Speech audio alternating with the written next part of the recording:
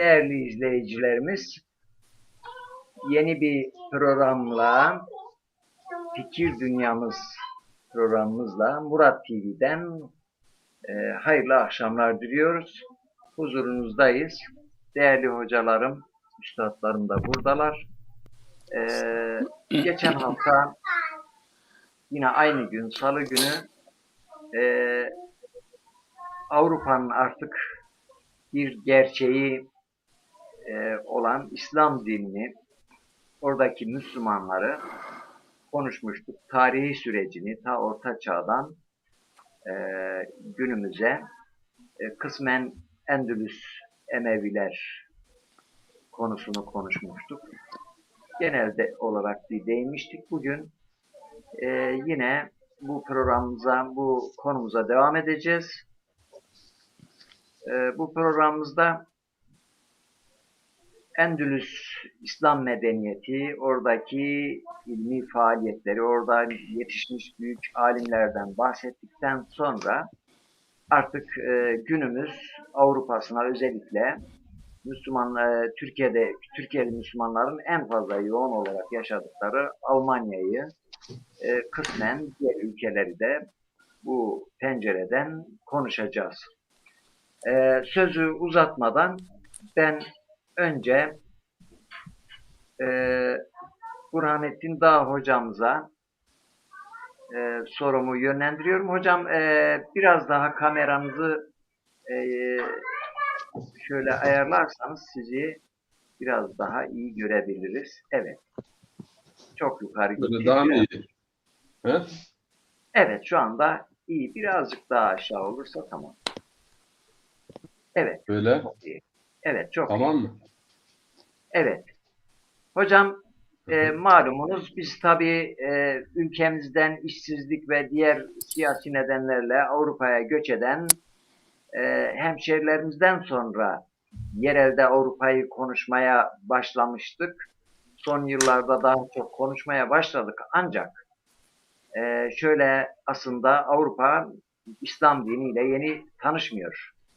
E, İspanya, bugünkü İspanya'da bir İslam devleti vardı ve orada yerleşiklik uzun yıllar orada devam etti. Avrupa'daki fikri hareketler üzerinde de, Avrupa medeniyeti üzerinde de büyük etkisinin olduğunu biliyoruz.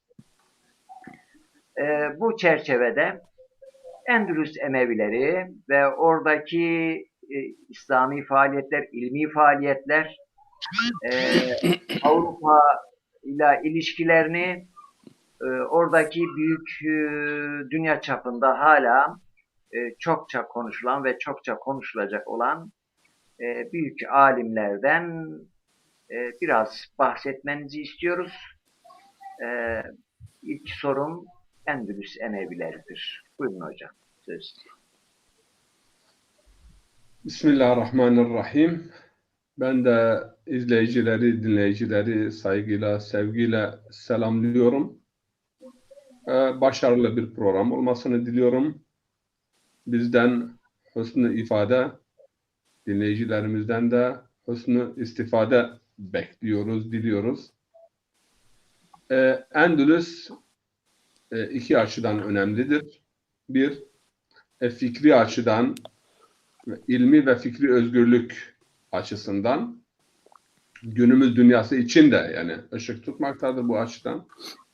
Öte yandan da farklı dillerin ve kültürlerin, mezhep ve meşreplerin barışçıl bir şekilde bir arada yaşaması hususunda da yine günümüze ışık tutmaktadır. Hakikaten henüz de Avrupa'da dahi o seviyenin yakalanmadığı birçok toplantıda kendim şahit oldum ve işittim.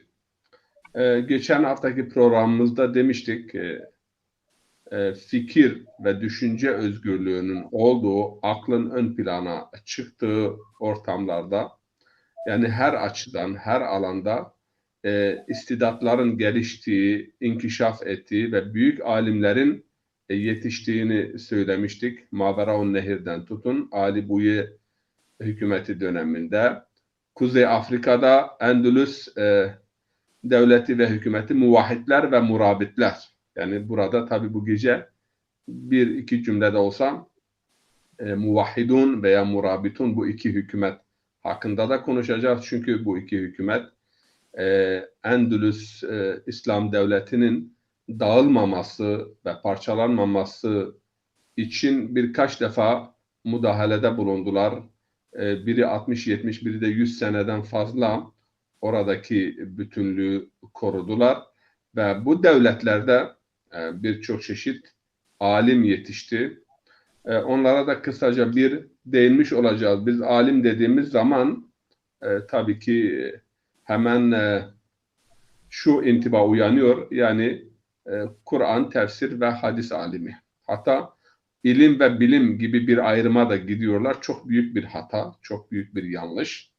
Yani sanki bilim denildiği zaman kimya, fizik, matematik olur. İlim denildiği zaman hadis, tefsir, kelam ve benzeri şeyler olur. Alim ve bilim adamı. Böyle bir ayrım yani kasıtlı yapılmış ama çok yanlış bir tasnif veya taksimattır. Bilmek Arapçada alime demektir. Yani bilmek. Alimenin Türkçesi de bilmektir. Alim yani bilen. Ha, bu dini ilimler olur veya fiziki ilimler, tecrübi ilimler, akli ilimler. Bir diğer husus da şudur. Yani Endülüs'te yetişen bütün büyük yani tabiri caizse ben kullanmak istiyorum. İstemiyorum. Tecrübi ilimler alanındaki alimler yani fizik, kimya, matematik, astronomi alanında yetişen insanların hepsi medresede yetişmiştir.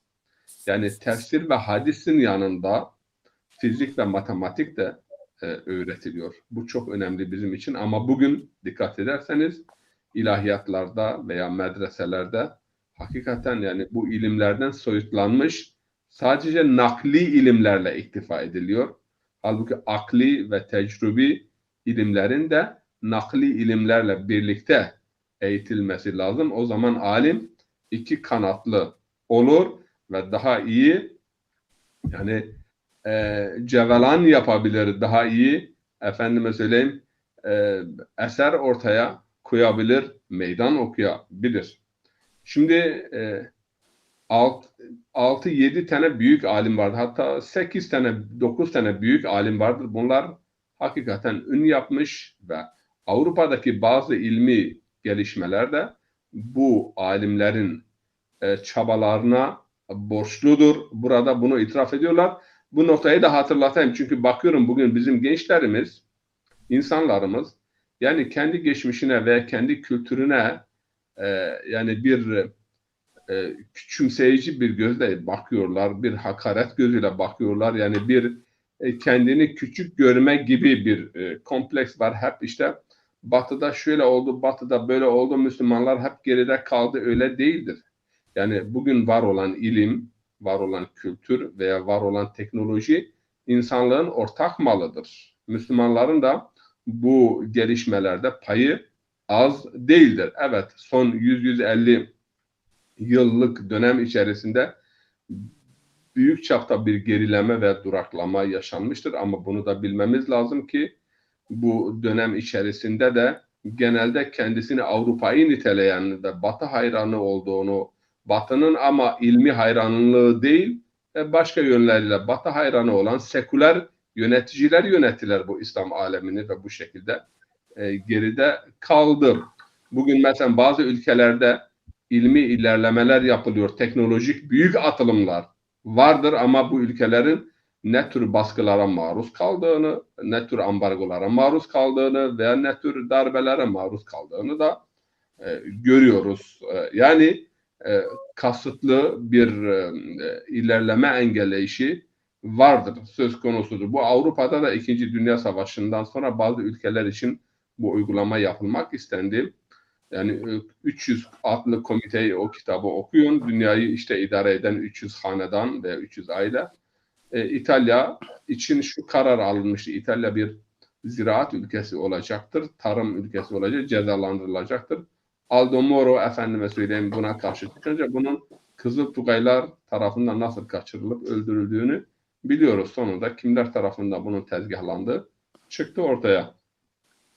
Mekanik mühendislik alanında çok büyük bir başarı elde eden ve tek eser, o zaman bu alanda var olan tek eser kime aittir? El-Muradi adındaki efendim mekanik mühendise ait. Ama bu bir molladır, medrese mezunudur.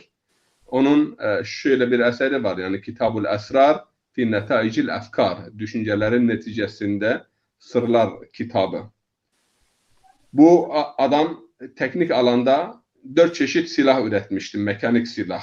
18 çeşit yerin dibindeki suların, nehirdeki suların yukarıya taşınması yönünde. Ve 5-6 çeşit mekanik oyun, insanın zekasını geliştiren oyunlar ve birçok çeşit mekanik alanda, mekanik mühendislik alanındaki atılımlarda yani ilham kaynağı olmuştur. El-Mecridi, Mecrid zaten Madrid'in Arapça ismi Mecrid. Mecrid aslında suların aktığı şehir demek. Madrid'e giden görür, yani caddelerin kenarında küçük küçük kanallar vardır. O kanallardan su cereyan eder ve şehir ismini oradan alıyor. Mecrid daha sonra olmuş Madrid. 950 senesinde ve Batı'nın, yani Endülüs'ün Oklidi diye bilinen büyük bir alim daha orada yetişiyor. İlk fıtık, yani ameliyatını gerçekleştiriyor. Fıtık ameliyatı. Zehravi. Niye Zehravi deniliyor kendisine? Çünkü orada bir şehir var. Medinetü Zehra. Yani Zehra şehri. Hazreti Zehra adına. O şehirde doğduğu için kendisine Zehravi deniliyor. İlk fıtık ameliyatı gerçekleştiren bir alim. Öyle diyeceğim ben alim kelimesini, çünkü bu tasnifi hiç sevmiyorum. Ve Kurtuba yakınlarındaki Medine-tü Zehra'da dünyaya gelmiştir. 1500 sayfalık tasrif kitabı, tıp alanında ta 200 sene öncesine kadar bütün Avrupa üniversitelerinde bu kitap okutuluyordu. 3. Abdurrahman tarafından sarayda kendisine büyük bir yetki verildi, imkan verildi ve o da kendisini göstermiş oldu. O dönemde ilginçtir, Avrupa'da cerrahlık, yani ilk fıtık ameliyatı yapıldığı zaman cerrahlık, kasaplık ve berberlikle eşit biliniyordu. Yani küçümseniyordu. Kasap, yani bir insan cerrahlık yapıyorsa bu kasaptır veya bu berberdir, işte bıçak almış eline. Yani tıbbın, cerrahlığın küçümsendiği bir dönemde ilk fıtık ameliyatını yapan Zehravi. Zehravi'nin başka başarıları da vardır. Bunu da bilmemiz lazım. Üçüncü büyük bir alim Zerkali. Bu da evrensel usturlabın mucidi. Usturlab nedir? Eski dönemde yıldızlar arasında, gezegenler arasındaki mesafeyi ölçen, dünya ile, güneş ile, ay ile uzaklığını ölçen cihazın adına usturlab deniliyordu. Bu adam da, yani Zerkali 1029 senesinde Tuleytula şehri önemli bir şehirdir. Bugünkü İspanya'da doğdu ve Safiha adlı, efendime söyleyeyim, bu usturlabı evrensel usturlab lakabını aldı. 1029'da Kurtuba'da yine vefat etti. Geçenlerde arkadaşım biri sormuştu. Onu araştırdım. Bu Kurtuba ismi, yani Müslümanlar tarafından mı konulmuş, yoksa o şehrin Arabi telaffuzu Cordoba'dır asıl ismi. Cordoba. Bunu Müslümanlar bu kaf harfi daha fazla kullanıp Kurtuba'ya dönmüştür, ama şehrin adı, efendime söyleyeyim, Cordoba asıl ismi. Bir diğer alim de, yani Christoph Kolomba da efendime söyleyeyim kılavuzluk yapan da, biz üniversitede okurken hakikaten bizim hoca o haritayı getirdi. Gernot Rota İbn Hişam'ı Arapçaya tercüme, Almanca'ya tercüme eden bir hocamız vardı. Benim de yani doktora tezimin hocasıydı, babasıydı. Kendisi o haritayı getirdi, öğrencilere gösterdi. Bak dedi, Christoph Kolomb'dan önce İdris'i Amerika kıtasının varlığını gösteren haritasını çizmiştir ve o harita Christoph Kolomb için kılavuzluk teşkil etmiştir. 1099 senesinde yaşamıştır İdris'i. Seyyid hanedanındandır, yani evladı Resul'e muntesip bir insandır. Fakat daha sonraki dönemlerde kendisine fazla iltifat edilmediği için Sicilya'daki Norman kralları 2. Roger ve 1. Guillanum kendisine fırsat verdiler, saraya aldılar. Onların sarayında ilmi faaliyetlerine başlamış oldu. Bir diğer alim, biz bunun kitabını ders kitabı olarak bir dönem okuduk. Kendisine çok borçluyuz. İbn Tufeyl. İbn Tufeyl'in Hayy ibn Bu Yakzan'ını meşhur biliyorsun. Aybin Yaksan isimli Evet. günümüz adıyla romanın sahibi, felsefi romanın Evet, sahibi. evet. Hayy ibn Yakzan, Sartre, Fransız filozof, orta çağdaki en güzel eser olarak tanımlıyor Hayy ibn Yakzan. Yani uyanıklığın oğlu uyanık manası şudur. Hayy ibn Yakzan, uyanıklığın oğlu uyanık. Aslında bu hikayenin asıl yani taslağı İbn Sina tarafından efendime söyleyeyim çizilmiş ve bu bir risale halinde. İbn Tufeil'in hüneri bunu iyice geliştirip çok güzel bir şekilde işleyip çok mükemmel bir roman, dini bir roman. Yani bir insan hiçbir irşat olmadan kendi aklını kullanarak, nasıl aklını kullanarak gözlemler, reflekslerden hareketle, nazariyattan hareketle, yani ayet ve işaretlerden hareketle Allah'ı bulabilir, hakikati bulabilir. Yani meşşai felsefenin de iyi bir şekilde tecelli ettiği bir eserdir, bir kitaptır. Bir dönem, tam bir dönem bir Amerikalı hocamız vardı. Konrad Lorenz, kendisi bu kitaba hayrandı ve bir dönem Hamburg Üniversitesi'nde bunu ders olarak, yani bir ders olarak okuduk. İbn Tufeyl. Önemli bir Evet. yazar, 1106 senesinde dünyaya gelmiştir ve 1186 senesinde bayağı 80 sene 80 sene aşağı 80 sene yaşamıştır. Esrarul Hikme ve Meşrikiyat, Doğu felsefesinin, yani Hikmet-i Meşrikiye'nin Esrarı adında kitapları vardır. Yani felsefeye, hukuka ve edebiyata büyük hizmetleri olmuştur. Robinson'u etkiledi. 1790'da Hayy ibn Yaksan'ın ilk olarak İngilizce tercümeleri çıktı ve daha sonra bunun üzerine Batı'da birçok eser, yani bundan esinlenerek, bundan ilham alınarak yapılmış oldu. Diğer taraftan geliyoruz İbn Baceh veya İbn Haldun. İbn Haldun da kendisi de İspanya asıllı. İbn Haldun kendisini bir yani Arap kabilesine mensup biliyor. Beni Haldun. Beni Haldun bugünkü Yemen'den ve Hadramaut mıntıkasından ilk fetih asrında bunlar İspanya'ya göçüyorlar. Zaten oradaki şehrin adı Zagostra olsa gerek benim hatırladığım kadarıyla. Zagostra şehrinde dünyaya geliyor. Ama Hristiyanların 1200'lü yıllarda, yani 13. asırda habire Endülüs'e yönelik Fernando ve diğerlerinin Alfonso bunların baskıları ve saldırıları neticesinde Mısır'a göçmek zorunda kalıyor. Belli bir süre Tunus'ta kalıyor. Ondan sonra Mısır'a geçiyor. Mısır'da işte El Mukaddime başta olmak üzere 5-6 tane önemli eserini ele alıyor.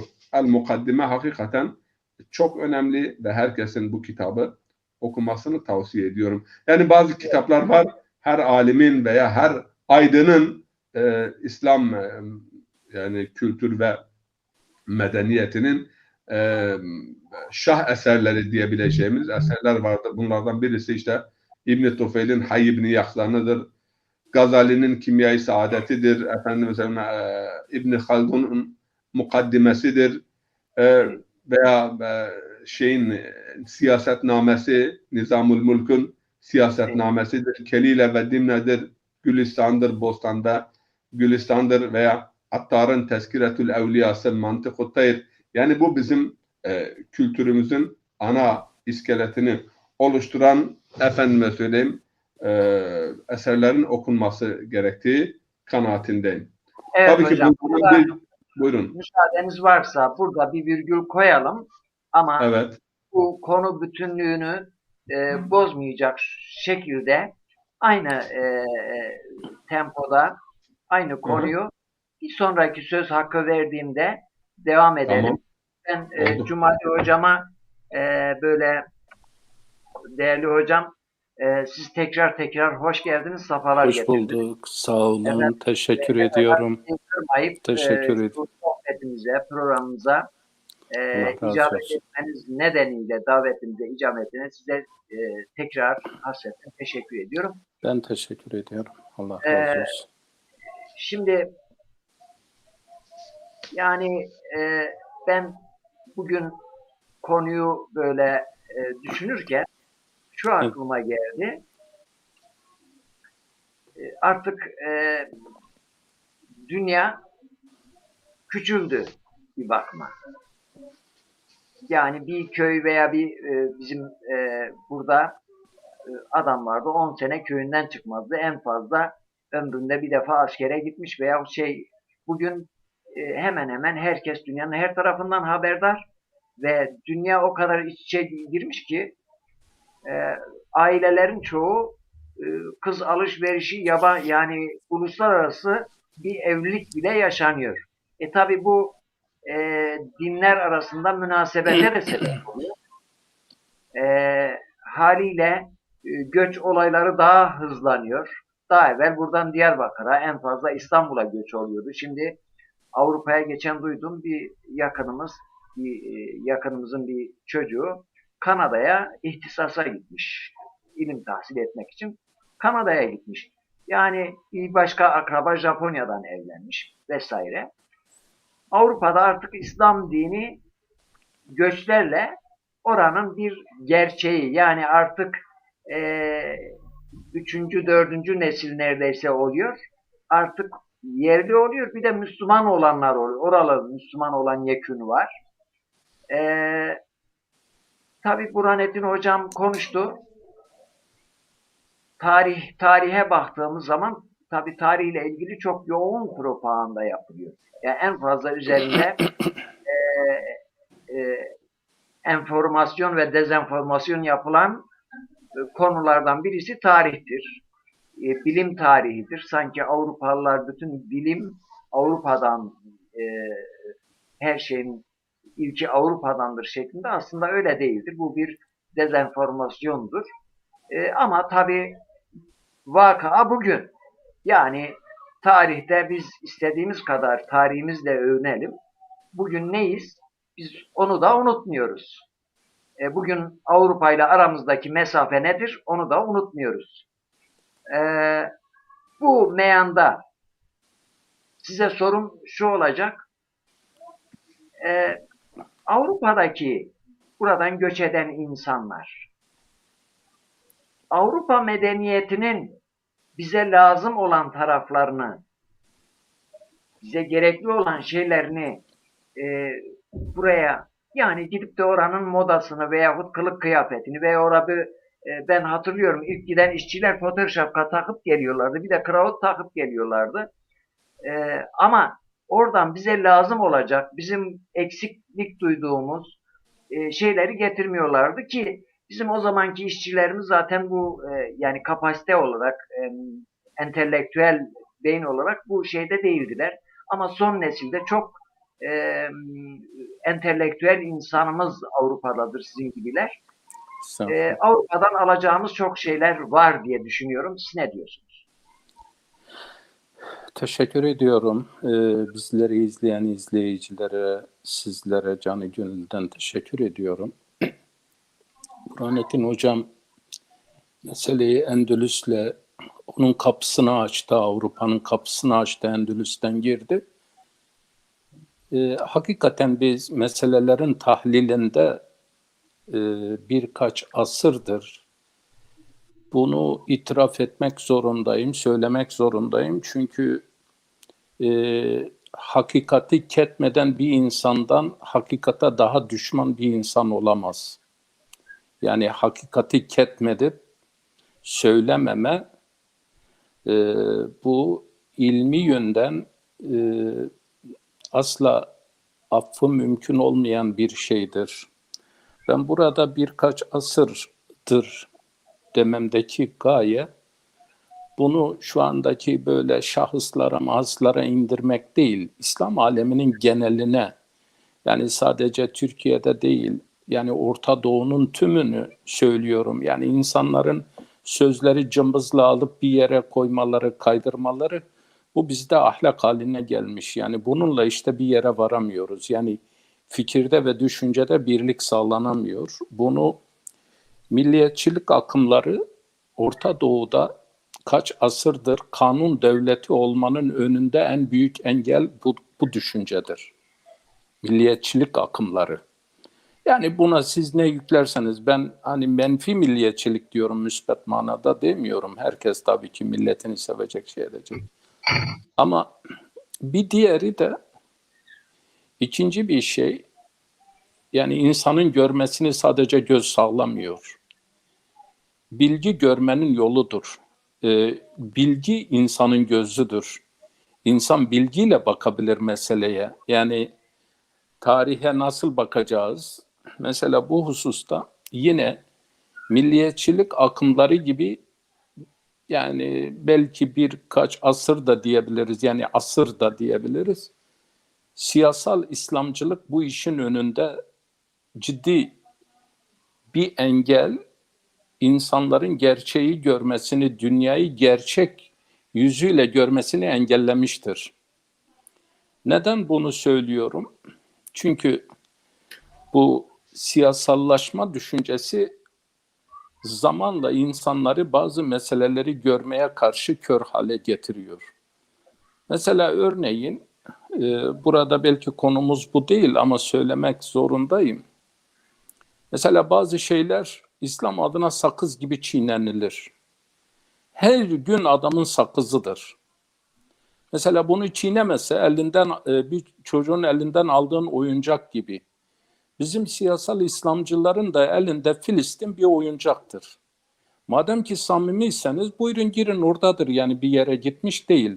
Sabah Filistin'le kalk, akşam Filistin'le yat.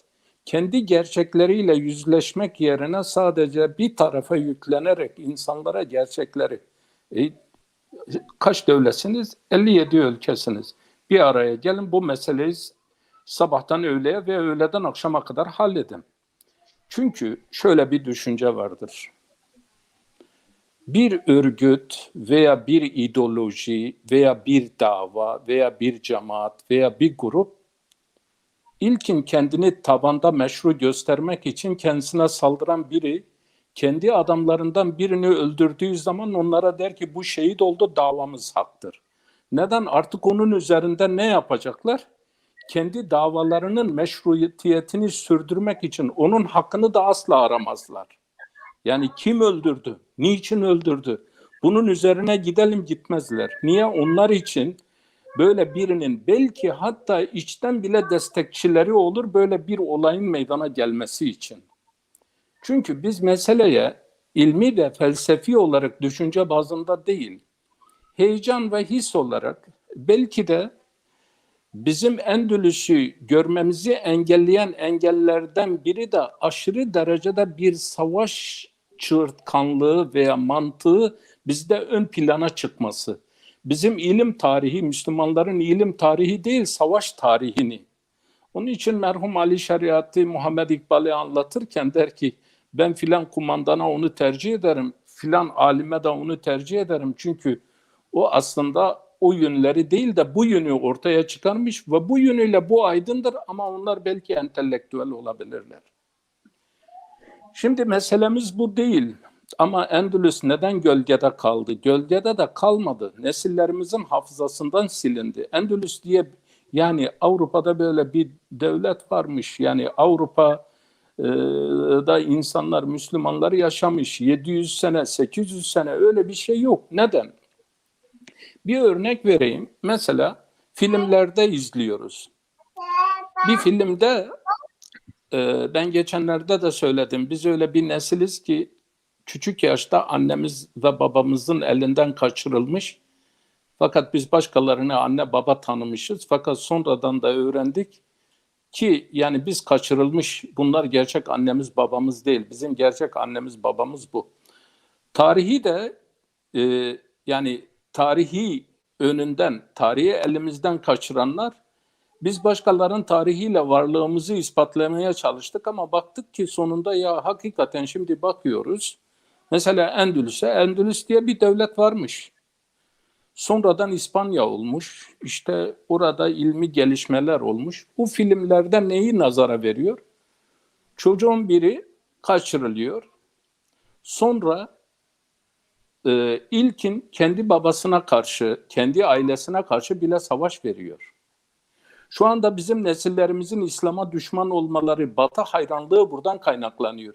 Biz gerektiği gibi onlara bir bilgi veremedik. Kendimizi tanıtamadık. Yani neden dedim? Milliyetçilik fikri ve siyasal İslamcılık düşüncesi bizi işin gerçeğini görmemizi, anlamamızı engelledi. Niye? Şurada şu olacak, yani kusura bakmayın ben bunu böyle şahıslar bazında veya bir iki devlet bazında meseleyi anlatmıyorum. Mezhepler açısından da bakmıyorum ama genel bir bakış açısı. Mesela hocam anlatırken şu aklıma geldi. Bediüzzaman Vahdettin döneminde mesela Van'da bir Medresetü Zehra, Zehravi'nin aslında Ezher diyor Mısır'da, o da Endülüs'teki onu ihya etmek istiyor. Yani bugün Zehravi kaç kişi tanıyor ki? Git medrese hocalarına sor. Medrese hocaları yok öyle, yani öyle biri nerede yaşamış? Medrese hocalarının çoğu Endülüs diye bir devlet vardı yoktu. Medresede kimsenin aklında yoktu yani. Yani böyle tarihi bize anlatmadılar ama hocam dedi nakil ilimleri üzerinde birbirleriyle sabaha kadar uykusu kaçarak meseleleri didik didik etme vardı. Mesela Zahravi'nin hakikaten o olsun diğer astronomide mesela mekanik şeyde bizim en yakınımızda Cizre. Mesela Cizre'deki alim ilk mekanik mühendisliği geliştiren şeydir, El-Muradi'dir. Fakat Cizreli alim de bundan geri değildir. O da aynısını yapmıştır fakat tanınılmamış. Yani kendi çağında belki alimler onu takdir etmişler, onu tanımışlar. Ama bugün yeterince mesela El-Cezeri'nin mesela ilmi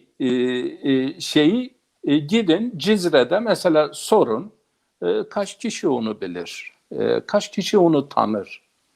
Fakat Batı'da yine bazı insaflı alimler vardır. Mesela bilim adamları vardır. 1800'lerde bile Friedrich mesela Almanya'da yani bunun diyor bize ait olmadığını, bu cerrahi tıptaki eserin diyor filan zata ait olduğunu. Şimdi bunu takdir ediyorlar. Şimdi biz mesela bu hususta bu astronomide, mekanik, tıpta bu insanlar hocam dedi Maveraun Nehir'de mesela İbn Sina. İbn Sina biz sadece felsefeyle tanıyoruz. Ama El Kanunu fi Tıp gidin İngiltere'de 10 asır yaşayan insan baktığımızda bu insanlar belki hocam daha başkalarını da sayabilirdi. Mesela İbn-i Rüşd'ü, mesela Muhyiddin İbn Arabi, diğerleri. Ora öyle münbit bir şeydir ki hakikaten oranın bağrından çıkanlar, Maveraun Nehir'de çıkanlar, sonra bizim dediğimiz Irak, Bağdat, Şam coğrafyasında, Anadolu coğrafyasında yetişen alimler mesela baktığımızda İran'da yetişen alimler, biz oraya komple Maveraun Nehir diyoruz o bölgeye. Orada da yetişen alimlerin ben bunu niçin söylüyorum ama Batı bizim gibi böyle kendi geçmişini unutan bir millet değildir. Onu bir adım daha nasıl ileriye götürürüm? O astronomi, o mekanik çalışmaları, o tıbbi gelişmeleri bugün eğer NASA hocam dedi yıldızlar arasındaki mesafeyi bizimle Dünya ile Güneş arasındaki mesafe astrolabla ilk mesela tespit eden, mesafeyi ölçen alim. Yani bugünkü NASA'nın da bugünkü astronominin ve şeyin geldiği noktayı kendileri o gün temel taşını koymuşlar. İlk adımını atmışlar. Ama mesela Abdullah hocamın dediği yani Avrupa'nın modası veya da Avrupa'nın ilmi, bilim ne Müslümanlarındır ne Avrupalılarındır. İnsanlığın ortak malıdır. Efendimiz sallallahu aleyhi ve sellem de buyuruyor. Bunu nerede hikmet, müminin yitik malıdır. Nerede bulursa onu alır. Almıyorsa demek ki malının kaybından haberi yok. Yani gidip ilim alamıyorsa, bilgi alamıyorsa demek ki onun böyle bir kaybı yok. Yani Müslümanların bugünkü kaybı kendi mahallesinde muhtar seçmek veya da başka yerde bir milletvekili seçmek. Onun en büyük derdi budur. Yani birini bir devletin işine yerleştirmek, bir diğerini bir yere. Ondan sonra da yani bunu yaparsa veya da bir yere birini bir daire başkanlığına getirmek bunun için kavgadır. Yani böyle gerçekten ilmi araştırmalar yapmış, beynini çatlatmış, bu hususta kendini feda etmiş olan insanlar bizde değer bulmaz, kıymet bulmaz. Niye? Çünkü düşünün, ben bunu çok gördüm. Bir köy veya bir kasabada ilim tahsil eden bir alim, ilim tahsil etmiş senelerce yani hayatını adamış ona. Bir topluma girdiği zaman toplum ona normal bir değer gösterir. Kusura bakmayın yani birisi biraz böyle bir kravatıyla bir takım elbiseyle geldiği zaman 7'den 70'e hepsi esas duruşa geçer. Bu bizim toplumda neye değer vermemizi ben demek istemiyorum. Yani ona değer verilmesin ama en az ona verildiği değer kadar da buna da verilsin. Yani ben demiyorum ona değer vermesinler fakat buna versinler. Hayır, ona verdikleri değerin en az 9'unu da buna versinler. Şimdi Avrupa'da ben biraz şu noktayı arz edeyim.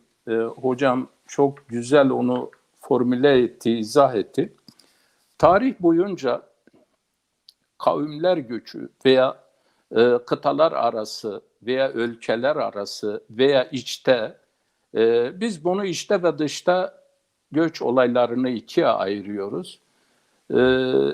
İnsanlık tarihine baktığımızda bunların sebep ve sonuçlarına baktığımızda bugün de tahminimce 2015 yılında ki verilere göre ben tam yanılmayayım, verilere göre işçi olarak bir ülkeye veya bir kıtaya veya bir başka yere giden yani göçmenlerin toplam döviz olarak kazançları 500 milyar küsür. 2015 yılındaki veriyi söylüyorum. Sadece iş olarak göç eden göçmenlerin dünya ekonomisine katkıları 500 milyar küsür. Belki biz bu açıdan göçlerin getirdiği sebep ve sonuçlar açısından meseleye bakarsak hem mesela diyelim ki Türkiye'den veya Orta Doğu ülkelerinden Avrupa'ya gelen iş için gelen yani ilim için mesela bir hicret vardır, iş için bir hicret vardır. Bunların nedenleri kimisi mesela savaşlardır geçmişte, şimdi de günümüzde. Kiminin mesela bu husustaki gidişi ilimdir, bilgidir. Kiminin ekonomiktir, kiminin doğal bir afetten dolayı. Bugün de kimisi siyasidir, ideolojiktir. Kendi veya bir diğeri de insan daha iyi hayat şartlarında yaşamak için bir başka yere göç edebilir, gidebilir. Bütün bunları bir araya getirdiğimizde netice şu çıkıyor. Avrupa ve dünya, daha çok dünya, dünyada bugün bu olay önemli olaylar arasına girmiştir. Bundan nasıl istifade ederiz? Bunu nasıl daha iyi realize ederiz? Bunun nasıl şey edebiliriz? Bugün Avrupa parlamentolarında veya da dünya hükümetleri arasında ciddi parlamentoların ciddi meseleleri haline gelmiştir ve bu hususta kararlar alınmaktadır. Fakat burada ben şunu söyleyeyim, belki Emevilerin Endülüs'te hakim olduğu dönemde Anadolu'dan da veya İslam alemin bazı coğrafyalarından oraya giden ilim alimleri ve oradan da Orta Doğu'ya gelen alimleri vardır. Bu gidip gelmeler faydalıdır. Yani neden faydalıdır?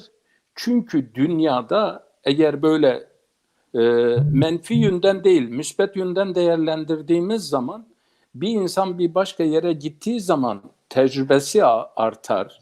Oradan mesela onu gelir kendi ülkesinde bir katkı olarak, sadece para, döviz olarak değil, bilgi transferi olarak da bu çok önemlidir. Bediüzzaman Hazretleri 7. lem'a olsa, vallahu alem 7. lem'a aklımda kaldığı kadarıyla Avrupa'yı ikiye ayırır. 2 tane Avrupa vardır. Yani birisi işte Avrupa böyle ahlaki yönden, birisi de ilim yönüyle nazara verdiği bir Avrupa vardır.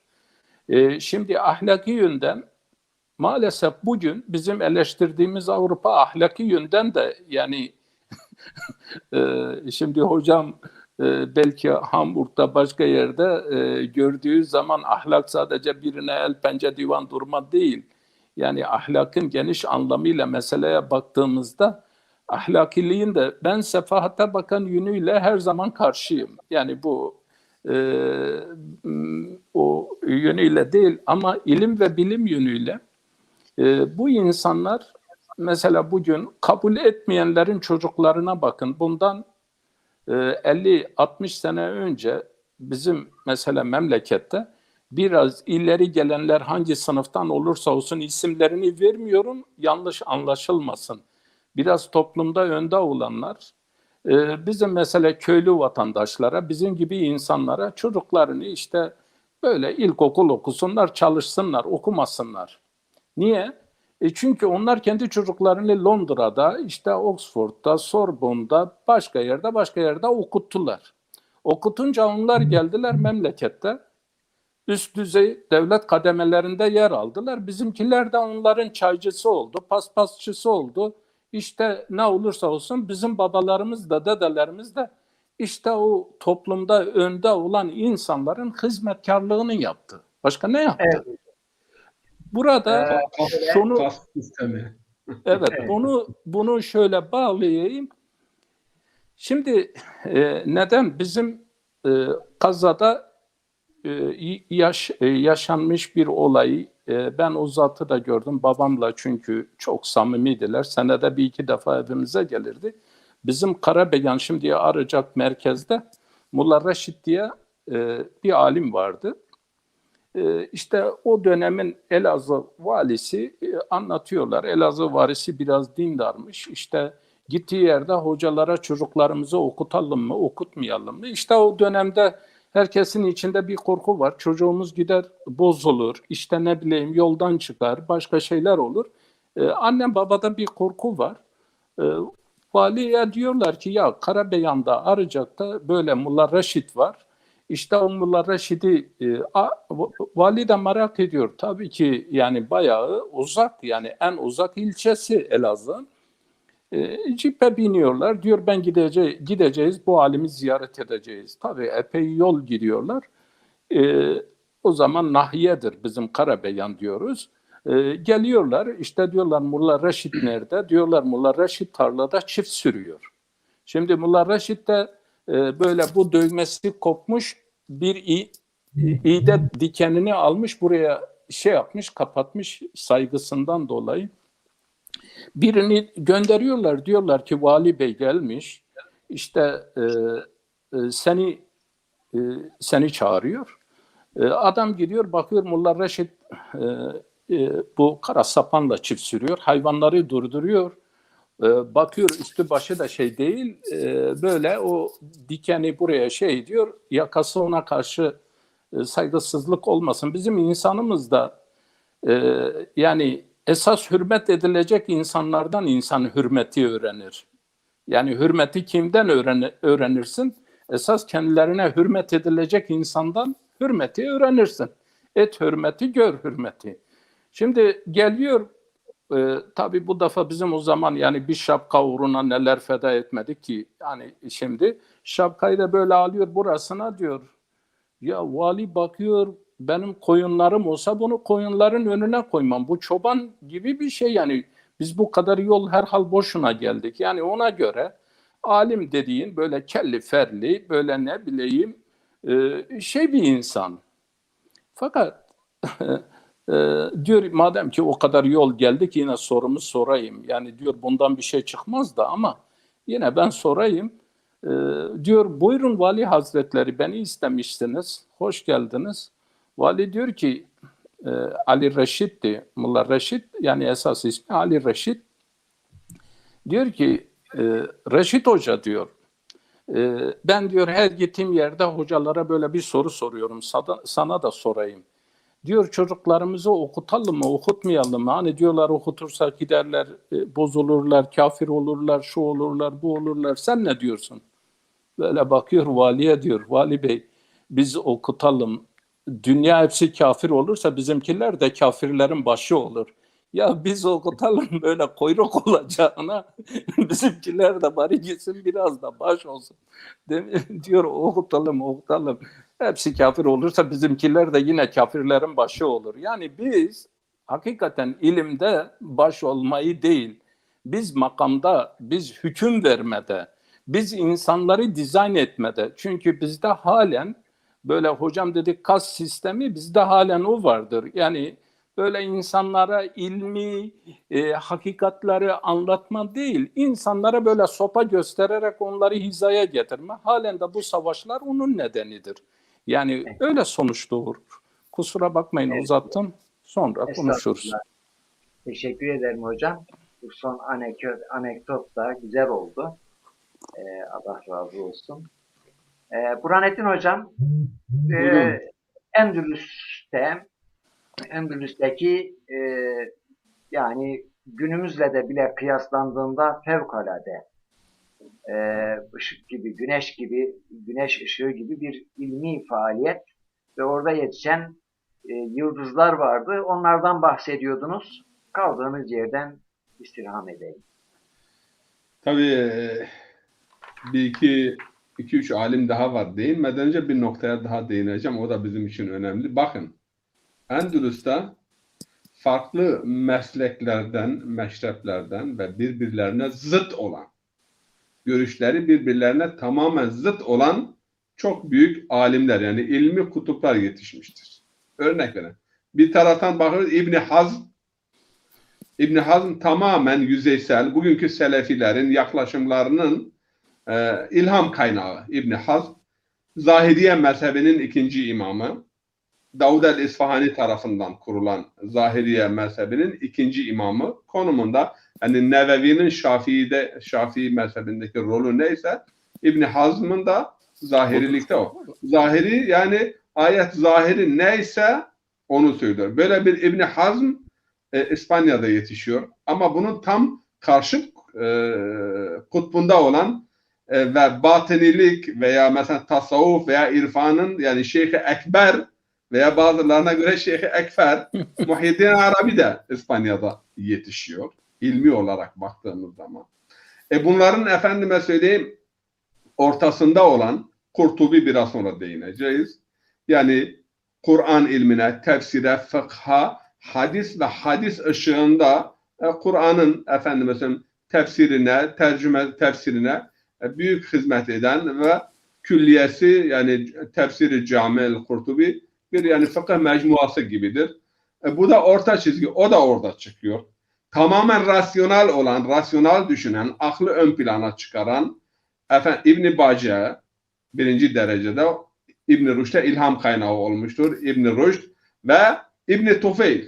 Üçü de yani Meşşai felsefesinin. Meşşai demek yani akılla insan hakikati bulabilir kısacası. Bunun karşıtı ise Gazali, Suhreverdi ve emsallerinin temsil ettiği yani işrak felsefesidir. Kalbi ve iç aydınlanmayla kişi hakikate bulabilir. Bu ikisinin de sentezi olan El-Hikmetül Mütealiye, Molla Sadra ve emsallerinin o ikisine göre hem akıl hem kalbin birleştirilmesi gerekir. Çünkü Kur'an hem kalbe ve hem akla hitap etmektedir. Bu Hocam giriş bu arada buyurun. özür dilerim. Bu Moğol istilasından sonra Evet. İslam yani Moğol istilası esnasında eğer Endülüs olmasaydı İslam kültürü yani bilim açısından, çünkü Moğollar kitap bir şey bırakmadılar. Eğer oradaki o kütüphaneler olmasaydı bugün eskiye dair bir şey bulamazdık şeklinde bir iddia da var, bir tespit de var. Doğru yani şimdi Moğol istilası işte Yani İslam kültürün bize ulaşmasında hayati öneme sahiptir. Bir de o yönüyle var. zaten dikkat ederseniz de Moğol istilası 1200'lü yıllarda 1250'den itibaren işte başlıyor. O dönemde ve o dönem Endülüs'e baktığımız zaman inkişaf dönemidir. Yani ilmi faaliyetlerin, çalışmaların zirvede olduğu dönem. İbni Hazm, Ali İbni Ahmed bin Hazm. Yani ismi uzundur da o da 994 senesinde Kurtuba'da dünyaya gelmiştir. Tarihçi, felsefeci ve ilahiyatçı. Batınilik ve tasavvufa karşı ciddi yani muhalif ve bunu İslam için tehlike gören biri. Bunu niçin söylüyorum? Eğer bir memlekette, eğer bir diyarda, bir ülkede farklı fikirlere mensup olan insanlar kendilerini rahat ifade ediyorlarsa, kendi düşüncelerini beyan ediyorlarsa, tabii ki şiddete ve hiddete başvurmadan, tamam mı? Rahatlıkla kendilerini beyan ediyorsa, burada hakikaten ilim her alanda neşfu nema bulur. Ama eğer kayıt var ise, yok bu çerçeve içerisinde, bu pakette, sen bizim pakettensin, o paket, bu paket, işte şu mezhebin paketi, bu mezhebin paketi, bu çerçeve, yok dayatmalarla bu olmaz. Bunun 4-5 tane önemli eseri vardır. Yani bu eserlerden birisi işte El-Faslu fil Milal vel Ehva vel Nihal. Burada farklı grupları anlatıyor ve bazılarını tekfir ediyor. Diğer taraftan yani bugünkü tekfir fikrinin yani babalarından biri, ilham kaynaklarından biri de İbni Hazm'dır. Çünkü o zaman hem El-Fark beynel Firak diye bir kitabı var.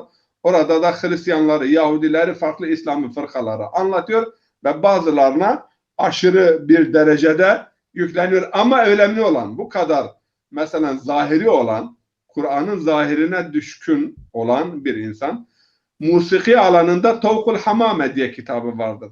Tavkul Hamame nedir? Yani sevenle sevilenin, aşık ve maşukların aşk hikayeleri.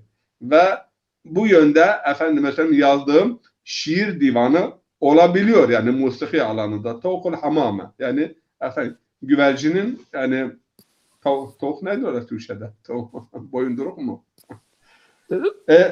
Gerdanlığı. Fakat Gerdanlığı. Gerdanlığı. Evet. Yani güvercinin gerdanlığı. Doğru. Tokul Hamame. Fakat aşırı gittiğinden dolayı, aşırı yani tekfirden dolayı millet müsaade etmedi. Onun tekfiri yaklaşımları yani ortamı bozuyordu. İlmi ortama gölge düşürüyordu. 2 defa 3 defa kitapları yakıldı. Kendisi cezaevine atıldı ve ondan sonra da yani sürgüne gönderildi. Aynı işte daha sonra gelen Selefi İbn Teymiye, Halefi İbn Teymiye gibi.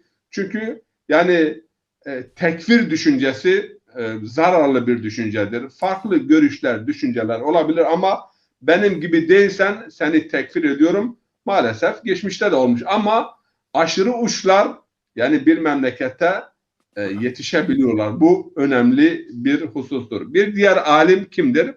Muhammed bin Ahmed el-Kurtubi. 1214 tam Moğol istilası döneminde. Moğol istilası döneminde kendisi dünyaya geliyor ve 1272 senesinde Mısır'da vefat ediyor. Çok zahid, sade giyimli. En önemli eseri zaten tefsiri Cami'ül Ahkamül Kur'an vel Mübeyyin lima tadammena mines sünneti ve ayatil Kur'an. Yani uzun bir ismi vardır ama tefsiri Cami'ül Kurtubi diye geçiyor. Kurtubi'nin önemli özelliklerinden birisi içtihat ve müştehide çok büyük bir önem atfetmesidir.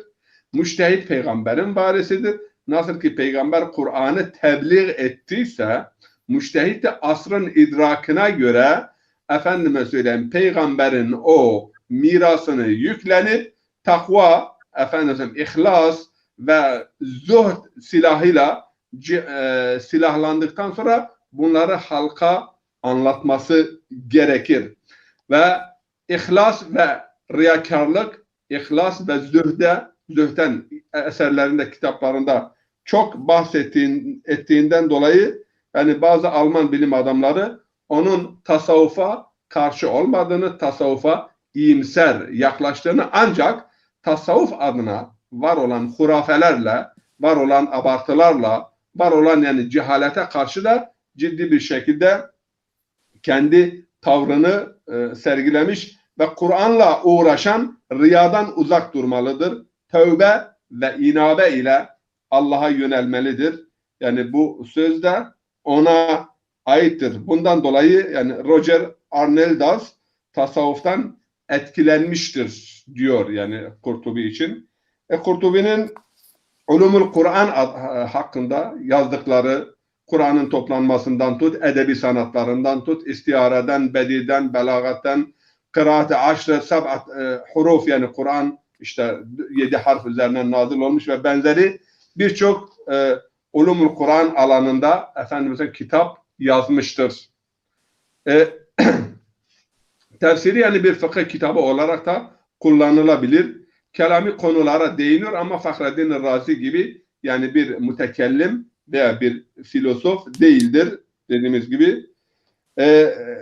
Bir kitabını da kaleme alıyor. O kitabında Kitab-ı Tezkere fi Ahvalil Mevta ve Umuril Ahire yani ölülerin ve ahirete göçmüş olanların halleri durumunda işte mahşer, taksimat, cennet, cehennem ve berzak alemi.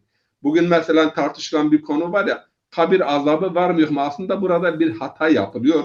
Biz insanı gömdüğümüz zaman kabre ama ismi kabir azabıdır. Aslında berzak azabıdır.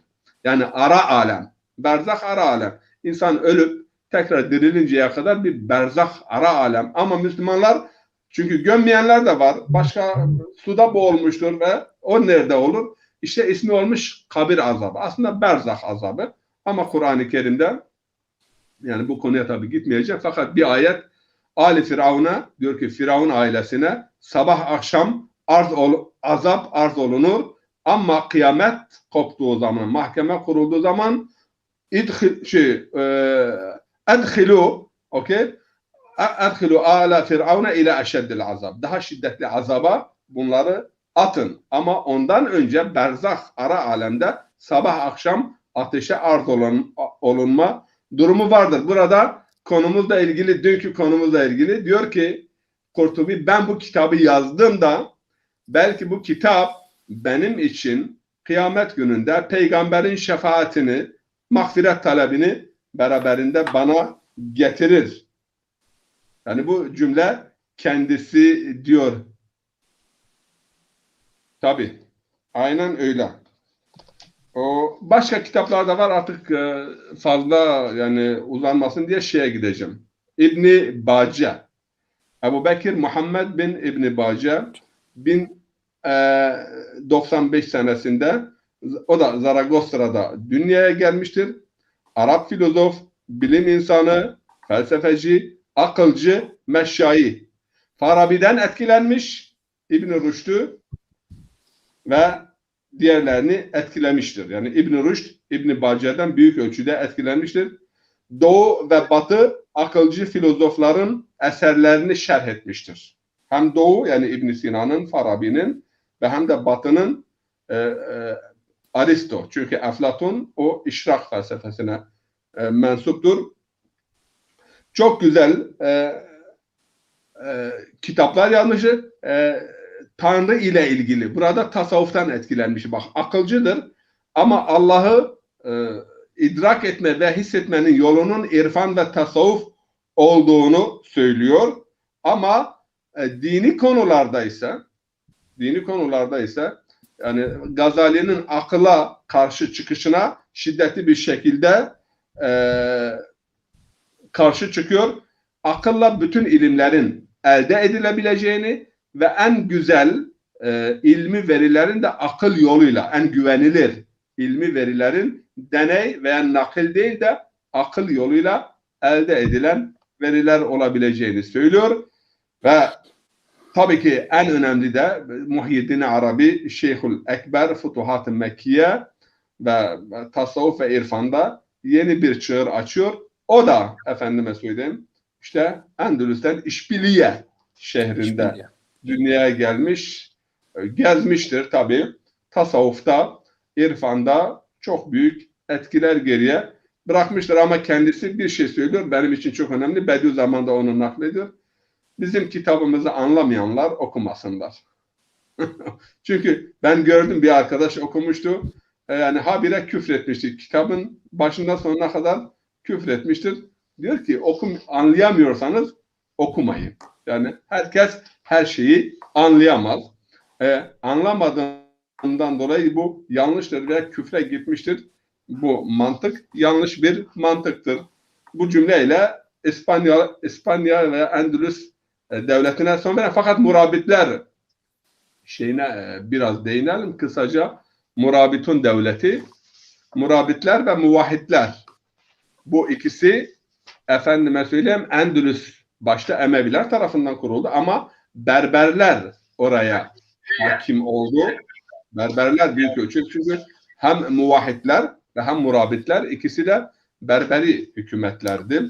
Berber'in de biraz Kürtler gibi bir kaderi var yani orada da onlar da işte parça parça olmuş bugün bölünmüş yani Fas, Tunus, Cezayir arasında ama bu Gorbaçov'un başlattığı Prostroika ve Glasnost siyasetleri neticesinde onların dilleri Tunus'ta, Cezayir'de ve Fas'ta resmiyet kazanmış oldu.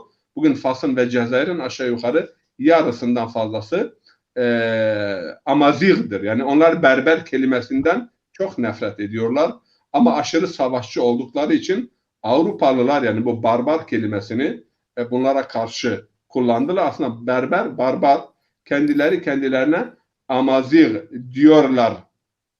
Ve bu çok önemli. Murabitler Devleti 1090 yılında kuruldu. Kuzey Afrika'da ve İspanya'nın büyük bir kısmını da belli dönemlerde oradaki emirliklere yardımcı oldu dağılmaması için. 1147'de muvahhidler tarafından Murabitler Devleti ortadan kaldırıldı.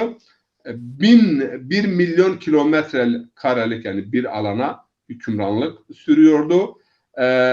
Reconquista yeniden fetih yani Avrupa'da İspanya'nın yeniden fethedilmesi, Endülüs'ün yeniden geri alınması hareketine Reconquista deniliyor. Yani yeniden fetih hareketleri sırasında defalarca muvahhidler ve murabitler bu çabaları ve bu hareketleri hatta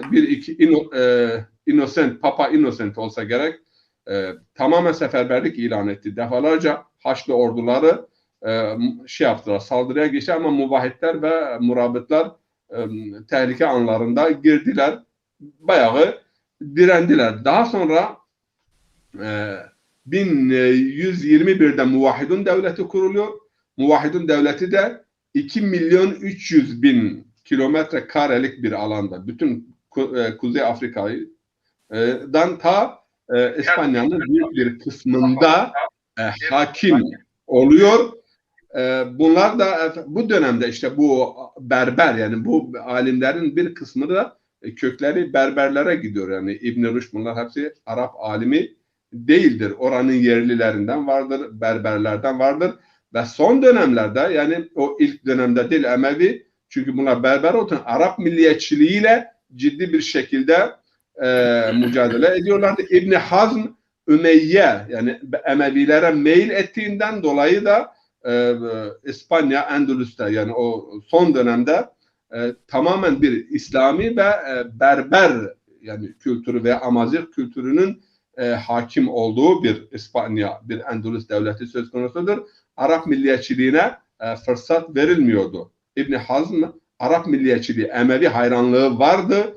Onun için yani Avrupa'yı kaynaklar diyor, kitaplarının bir yakılma sebebi bir milliyet, yani Arap damarı, milliyetçilik yapması. İkinci bir husus da Efendimiz'in tekfiri düşünceler ihtiva ettiğinden dolayı defalarca kitabı yakıldı. Hakikaten bugün de tekfir düşüncesi ilhamını İbn Teymiye, İbn Hazm ve biraz da İbn Kayyim el-Cevzi'den almaktadır.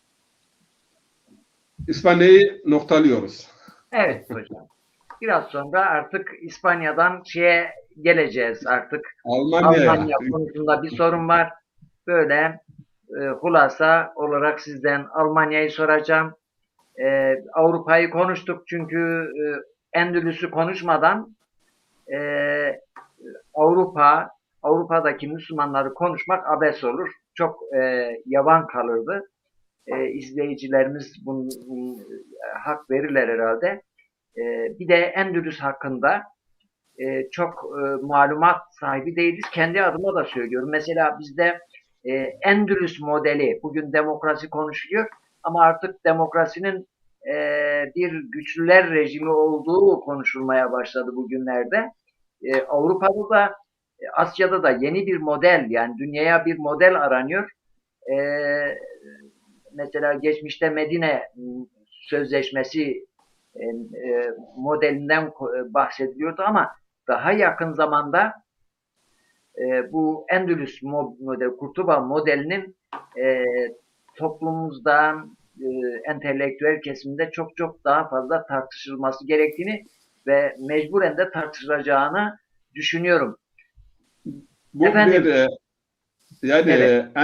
Endülüs'teki model, yani Medine'deki modelin bir yansıması olarak insan daha büyük çapta bir yansıması olarak görevli. Yani birçok maddenin veya birçok mesela Medine vesikasının içeriğinin Endülüs'te uygulandığını biz de pekala söyleyebiliriz. Bu bir. İkinci bir husus da bu hem liberal ekonomi ve hem de demokrasinin kırılganlığı ile ilgili olarak son dönemde 2-3 önemli açıklama yapıldı. Bu Amerika'da kongrenin basılmasından sonra işte demokrasi çok kırılgandır. Yani bunu itiraf ettiler ve bugün de bugün yani bu haberi bugün naklediyorum size. Bu Teksas'taki yani son işte kar fırtınalarından ve aşırı soğuklardan dolayı onlarca yüzlerce kişi öldü ve haftalarcadır, yani 2 haftadır doğru dürüst içme suyu yok. İşte bundan da şu sonuca vardılar. Yani devletin ekonominin büyük bir kısmının devletin denetiminde olması pek de zararlı değildir. Liberal ekonominin ne kadar kırılgan olduğu burada kendisini gösterdi. Çünkü şirketler hep kazanç elde etmek için altyapıyı ihmal ettiler ve bir soğuk dalga geldi. 50 milyarın üstünde zarar verdi yani bir iki eyalete. Bunun için hem liberal ekonomi ve hem de demokrasi de yani üstün model değil. Şimdi bizim Müslümanlarda 2'de 1 işte ben bir demokratım ama ben bir Müslümanım. Müslüman, İslam, demokrasinin güzel yönleri var. Halkın iradesidir, meşverettir, şuradır, fırsat eşitliğidir. Bunlar İslam'da vardır ama İslam'ın başka bir renge ihtiyacı yoktur. Buna da Yani kalbimin ben derinlikleriyle iman bir etmişim. sosyalist Müslümanım veyahut ben bir komünist Müslümanım demekle ben bir demokrat Müslümanım demek arasında aslında temelde değil mi? Evet hocam. Çok teşekkür ederiz. Cumali hocam, kaldığımız yerden devam edeceğiz. Ben Cumali hocama bir soru soracaktım. Ben onu bilmiyorum. Bu İskandinav ülkelerinde İslam resmen tanınmış mıdır? Resmi din midir? Değil midir? Bunu bilmek isterdim. Evet. Buna mı cevap vereyim? Ondan sonra bu soruma cevap verdikten sonra Yani tabii ki İslamiyet buralarda yani birinci resmi din değildir. Yani birinci derecede resmi din olarak hani mesela Finlandiya, İsveç, Norveç buralarda benim bildiğim şu, İslam bir din olarak kabul ediliyor diğer dinler gibi. Yani bütün dinler eşit. Yani bir dini kabul edip bir dini kabul etmeme diye bir şey yok burada yasalarda. Bir mezhebi kabul etme, bir mezhebi kabul etmeme diye hepsi resmidir. Yani hepsi de kabul görmüş, kabul edilmiş şeylerdir. Burada yalnız okullarda iki veli olduğu zaman benim işte çocuğuma İslamiyet'i öğreteceksiniz. İki kişi yeterli. Oraya mecburi öğretmen tayin etmek zorundadır. iki öğrenci olursa. İki veli yani iki veli öğrencileri için yani kendi veliler derlerse çocuğumuza işte şunu öğreteceksiniz. Devlet bunu öğretmek zorunda. Yani oraya öğretmen tayin etmek zorunda. Onlar için yani dini bilgiyi vermek zorunda. Ama bu hususta devlet diğer şeyleri de serbest bırakmıştır. Yani diğer İslami kurumlar, kuruluşlar bu şeyi veriyorlar. Ama devlete bakan yönüyle iki veli bunu istediği zaman devlet bunu yapmak zorunda. Yani buna ödenek ayırmak zorunda, buna öğretmen tayin etmek zorunda. Öyle bir zorunluluğu var. Geçen hafta da konuştuğumuz bir şeyde ben İsveç'teki Müslümanların genel şeyini yani göçmenlerin genel ifade olarak kullanmam gerekiyordu.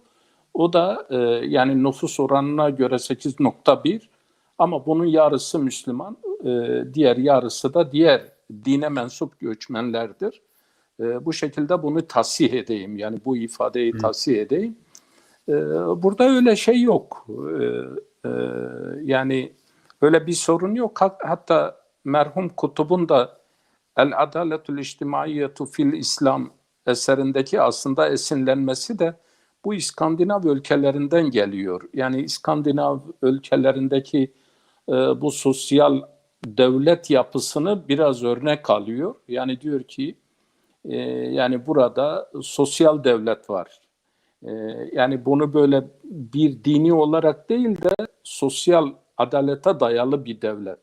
Yani sosyal adalet sadece yasalarda değil de ekonomide de sosyal adalet. Hem yasamada hem yürütmede hem diğerlerinde hepsinde bu ülkelerde böyle bir şey vardır İskandinav ülkelerinde. Avrupa'da genelinde belki bu yoktur ama İskandinav biraz Avrupa'dan farklıdır. Çünkü Katoliklerin, Ortodoksların veya Protestanların yoğun olduğu yerlerde belki buna biraz daha serttir. Ama İskandinav ülkeleri biliyorsunuz bu dini inançların hepsini şeyin dışında tutuyorlar. Yani devlet hiçbir dini şeye düşman da değildir. Eşit mesafededir. Yani onun için buralarda biraz ateizm daha şeydir. Ağır basıyor. Sebebine gelince de diyor biliyorsunuz İsveç 200 küsür senedir hiç savaşa girmemiş bir ülkedir. Bu da dünyada tek ülke yani. Bu noktada savaşları benimsemiyor. Onun için ekonomi ve toplumun huzuru, refahı onlar için ön planda. Bundan dolayı diyorlar biz bazı Orta Doğu'da olsun, başka yerlerde olsun mümkün olduğu kadar biz halkımızın geleceğini düşünüyoruz. Savaşa yaklaşmamayı, savaşa şey etmemeyi, böyle bir düşünceleri de var. Hocam siz Endülüs çok güzel ifade ettiniz. Biz şimdi Endülüs'le ilgili ben bir parantez içinde kısa bir şey söyleyeyim. Biz orada yetişen İslam'a ait din alimlerini söyledik ama onların yetiştirdiği Hristiyan din alimleri, Hristiyan bilim adamları inşallah onu da ileride böyle bir konu olarak nasıl bunları yetiştirmişler, kendileri yetiştiği gibi yetiştirdikleri de vardır. Yani yetiştirdikleri Hristiyan, Yahudi teologlar ve bunun yanında bilim ve felsefeciler, işte şeyler, bunlar da vardır. Abdullah Hocam'ın dediği, yani Avrupa, yani bugün de mesela neden kimse Müslümanların dinini almıyor? Çünkü ahlakına bakıyor, ahlakı yok. Yani din mukaddestir, din çok güzeldir. Fakat diyor ben bununla nasıl yaşayayım? Yani benimle her gün arsa üzerine, yani bu benim komşum olsa her gün problem çıkarır. Kusura bakmayın, ben bir şey ifade edeyim. Bazen dua ediyorum burada. Diyorum ki Allah'ım sen Pakistanlıları veya başka Müslümanları kimseye komşu etme. Niye? Çünkü komşuluk hakkını yerden yere, ben Müslüman olduğum halde bu eziyeti çekiyorum. Ya bir de düşünün ki bir İsveçli'nin olduğu yerde asla böyle hak hukuk tanımazlar. Ama elinde tesbih, yolda giderken salavat da çekerler. Yani bu nasıl bir mantık, bu nasıl bir ahlak? Yani Müslümanların imajı Avrupa'da ilimle değildir, bilgiyle değildir, ahlakla değildir. Kendi coğrafyalarında yaşadıkları o İslam'a da uymayan o örf ve adetler, onlar İslami değil. Mesela oradaki o şeyiyle gelmiş buraya. Mesela ben bir örnek vereyim. Belki bunu dersiniz neden böyle? Yani ben kendim bir Müslüman olarak bu düşüncedeysem bir Avrupalıyı siz düşünün. Bir Avrupalı'nın böyle hakları ihlal edildiği zaman, yani rahatsızlık verildiği zaman, huzuru kaçırıldığı zaman bu adam seni nasıl görüyor? Ya Müslüman olarak görüyor. Şimdi mültecilerin hepsine Müslüman gözüyle bakıyor. Yani diyor ki mülteciler, siyah kafalılar hepsi Müslümandır. Bizi o kategoriye koyuyor ve ondan sonra da böyle değerlendiriyor. Fakat adamlar gerçekten, yani bunu da biz gördük. Senelerdir ben buralardayım. Günün birinde yani 74 yaşında olan bir teolog vardı. Yani biz kilise adamı. 4 üniversiteyi de bitirmiş bir adamdı. Yani öyle bir tane üniversite bitirip de şey olan biri değildi. Çok ileri, hatta ben hani Muhammed İkbal hakkında Ana Maria Şimel'i okumuştum bir iki defa. Fakat ben baktım bu insan Gazali'yi benden daha iyi tanıyor. Mevlana'yı benden daha iyi tanıyor. Yani şunu ya hayret ettim. Bizi tercüman vardı arada. 2 tane genç kardeşimiz. Adamla yani biz 1 saat konuşacaktık. Benim konuşmalarımı ona tercüme ediyor. Onunkini bana tercüme ediyor. 1 saat konuşacaktık. Adam bırakmadı. 2-3 saat sürdü.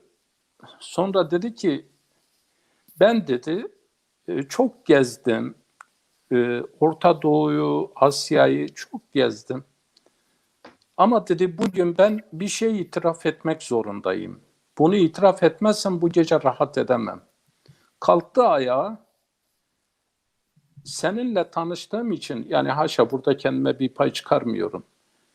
Ben İslam'a olan hayranlığım kat be kat arttı. Senin inandığın peygambere de sen nasıl inanıyorsan ben de öyle inanıyorum. Kalktı ayağa, ellerini şeye kaldırdı.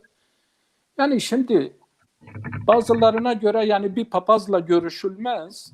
Yani hani diyalog yoktur. Yani ne bileyim böyle martavallar atarlar şurada burada. Daha kendi arkadaşıyla, kardeşiyle, eşiyle diyalog kuramayanlar dünyada insanları diyalogtan men etmeye, İslam diyalog dini değildir. İslam kimseye yaklaşmaz. İslam yani böyle ne bileyim şey. Adam dedi ki hayır ben sizden bugün burada bir söz almadan lütfen aynı sohbeti gelip benim evimde de yapacak mısınız? Çünkü benim eşim bundan mahrum kaldı. Ben istiyorum ki benim eşim de bu sohbetten istifade etsin. Söz verdik, dedik bir günde evinize geliriz. Şimdi orada biz neyi anlattık? İslamiyet'i ben hiçbir şeyi böyle yani eğeyim, bükeyim, küpeyim. Vallahi takem de başımdaydı. Yani o papazsa ben de din alimiyim.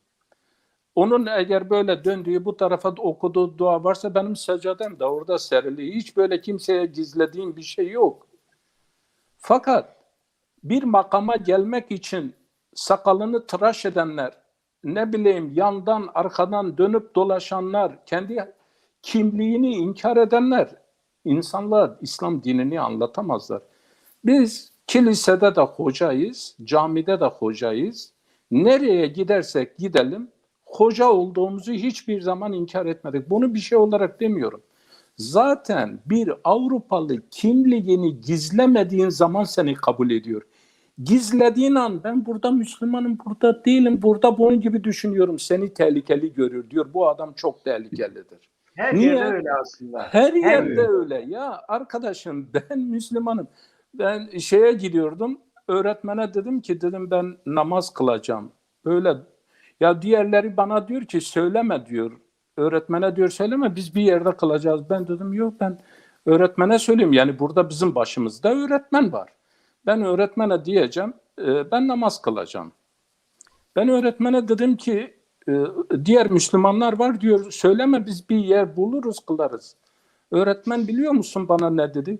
Kendi özel odasını açtı. Yani o sınıf odası değil. Kendi özel odasını açtı.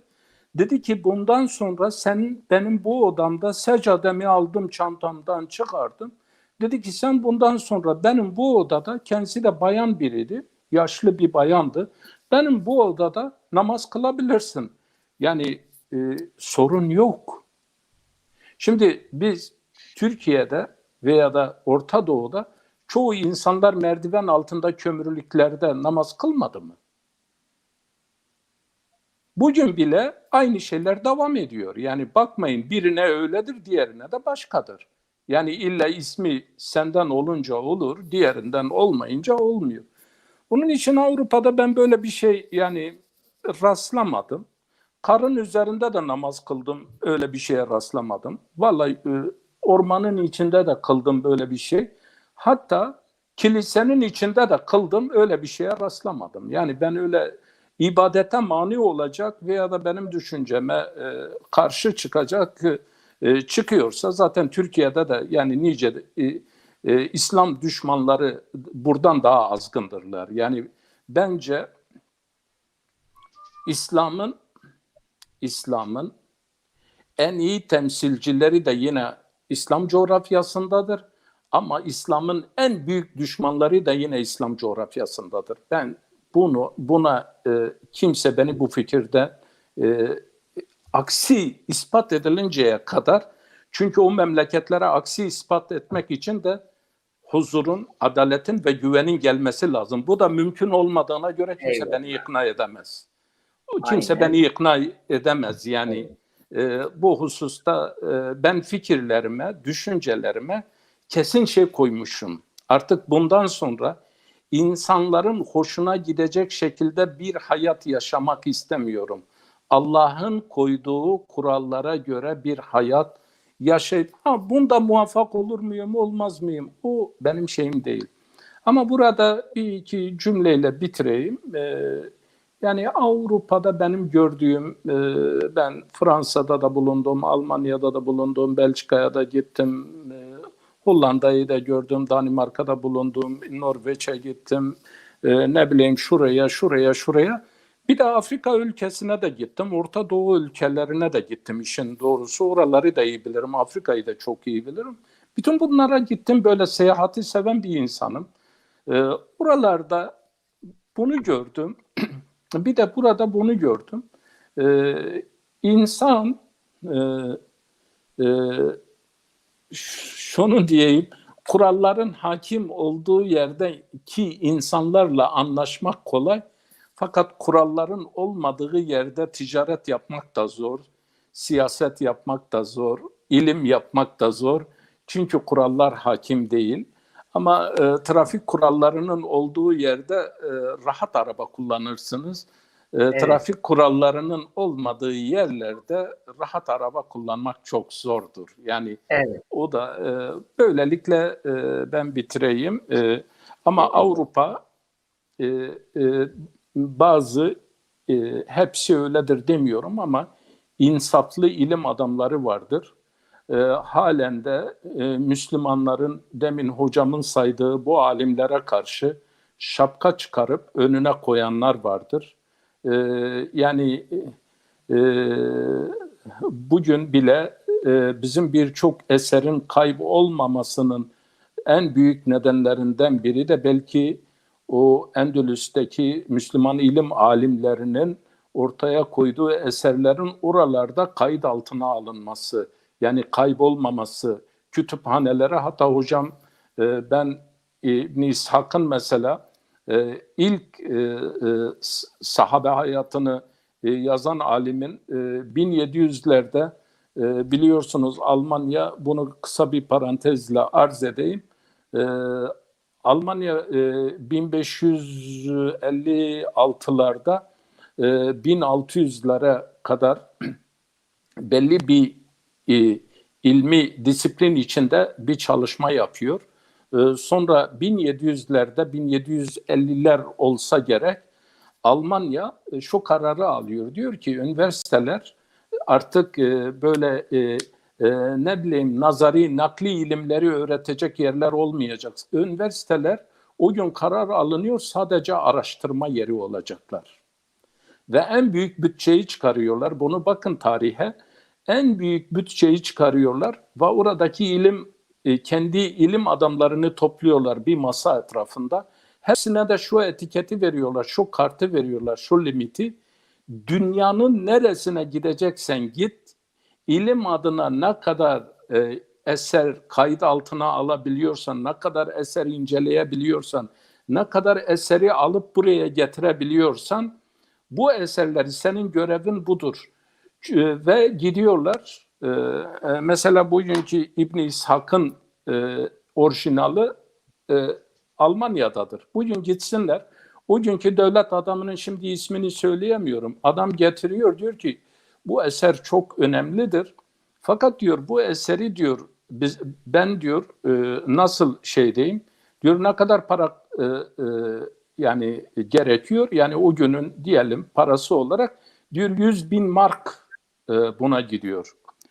Bakın devlet adamı budur. Devlet adamı diyor ki ya şu anda diyor bunu diyor ben kendi şahsi paramdan vereceğim ve veriyor ve şu anda kütüphanede bizim elimize gelen Beyrut, Lübnan'dan, oradan o eserlerden sonra şeyleri yapılıp bize gelen kitaplardır. Ve bu insanlar kendi kütüphanelerinde bunları kayıt altına almışlar. Hadis külliyatına bakın, diğer şeylere bakın. Yani bunlar kayıt altına. Bu yönüyle de belki biz Avrupa'dan ilim, fen, teknik, teknoloji her yönüyle ama iPhone'la diyalog yapmak caizdir. Fakat sahibiyle konuşmak haramdır. Yani ben bunu dinde artık böyle şeylerin yani bunlar geçti yani artık bunları konuşanları da dinlememek lazım. Git ya başka yerde nerede konuşacaksan git konuş ya. Yeter, karnımız bu şeylere tok. iPhone'u kullan, her diyalogu yap. Ondan sonra iPhone'un sahibine akşama kadar küfret. Bindiğin arabayı bırak git yani, yaya git. Haydi nereye gidersen git. Bindiğin uçağı bırak yani. Onun için böyle düşmanlığı bence siyasi şeyleri bahane ederek, düşmanlık yaparak biz ilmin hakikatini ortadan kaldırıyoruz. İlme ulaşamıyoruz. İlim kimin elinde olursa olsun, isterse İslam din alimi, isterse Hristiyan din alimi, isterse Yahudi din alimi, kimin elindeyse ilim alınır ya. İlim. Onun için Peygamberimiz kime tedavi olmuş? Kimden borç almış? Ve kimlerle evlenmiş? Evliliklerine baktığımızda, yaptığı işlere baktığımızda, yani bugün bunu takva olarak, ne bileyim, Müslümanlık olarak ileriye sürenler, kusura bakmayın, şunu da sizi belki uzattım. Siyer felsefesini, magazi felsefesini bilmeyen insanlardır. Sadece belli böyle yazılmış hemen böyle şeylere üzerinde düşünmeyip de sadece onu bugün bir şablon olarak kendi coğrafyasına, ama bu da bir hakikattır. Ben 20 senedir veya 30 senedir veya 40 senedir bir doktora gidiyorsam, hastalığım düzelmiyorsa ya doktoru değiştireceğim, doktor da reçeteyi değiştirmiyorsa ya da o ilaçları değiştireceğim. Yani bu yöntemlerle, bu metotlarla 40-50 senedir düzelemiyorsam benim yapacağım tek şey ya doktor değiştirmek ya reçete değiştirmek yani. Evet. Onun için evet, böyle biraz uzattık. Onu düşüneceğiz. Doktoru veya reçeteyi değiştiririz inşallah. Teşekkür ederiz değerli hocam. Çok önemli anekdotlar, önemli. Yani bizim problemlerimize parmak bastınız. Teşekkür ederim. Burhanettin hocam, artık Buyurun. genelde bir Almanya özeline gelelim. Cumali hocam İskandinav ülkelerini, ben İskandinav ülkelerinin böyle bir haritasını ekrana getireyim dedim, başaramadım. İskandinavya denince nerede olduğunu da birçok insan belki bilmeyebiliyor. Birçok insan tarafından, yani siz Seyit Kutup için söylediniz. Benim aklıma Ecevit geldi. Yani yatıp kalkıyordu. O rüyasını gerçekleştiremeden çekti gitti. Şiirler yazdı, bilmem ne yaptı. Fakat bir türlü İskandinav modelini buraya bir örneğini bile getiremeden gitti. Şimdi hocam Almanya ve Müslümanlar. Buyurun Kerem Edin. Şimdi biz tabii Endülüs'ü anlatırken işte 711'lerden itibaren ta 1492 senesine kadar, yani o dönem Endülüs, ondan sonra son 17. asırdan itibaren Almanya'ya yine 3 koldan Müslümanlar geliyor, yani göçmenler. 2 kol Napolyon'un Kuzey Afrika'yı işgal etmesiyle birlikte Cezayir, Fas, Tunus, Mısır'a gitti. Oraları işgal etti. Ve uzun zaman Kuzey Afrika Fransa'nın yani bir parçası ve Fransa devletine bağlı. Onun için oranın vatandaşları Fransa vatandaşı sayılıyordu. Bu hak veya bu kanuna binaen Fransa'daki Cezayirli, Faslı veya Tunuslu Müslümanların çoğunluğu vatandaştır. Yani bu bir imtiyazdır. Almanya'da Türklerin durumu ve Türkiye'den gelenlerin durumu böyle değil. İkinci kanal ise yine Doğu Afrika ve Hint Yarımadası'ndan gelen, yine o müstemlekelerden, sömürge ülkelerden gelen Müslümanlardır. Bunların bir kısmı İngiltere'ye yerleşti, Hindistan'dan, Pakistan'dan. Bunların da bir kısmı vatandaş statüsünde. Bir kısmı da yine İngiltere Özel Valiliği tarafından idare edilen Kanada'ya yerleştiler. Biliyorsunuz bugün dahi Kanada, Avustralya, Yeni Zelanda, bunlar Britanya ve İngiltere kraliçesi tarafından atanan özel valiler denetimindedir. Yani İngiltere oralarda söz sahibidir. Üçüncü grup göçmenler ise bunlar da İkinci Dünya Savaşı'ndan sonra yıkılmış olan bir Avrupa var. Yani Almanya başta olmak üzere sadece Almanya'ya işçi gelmedi.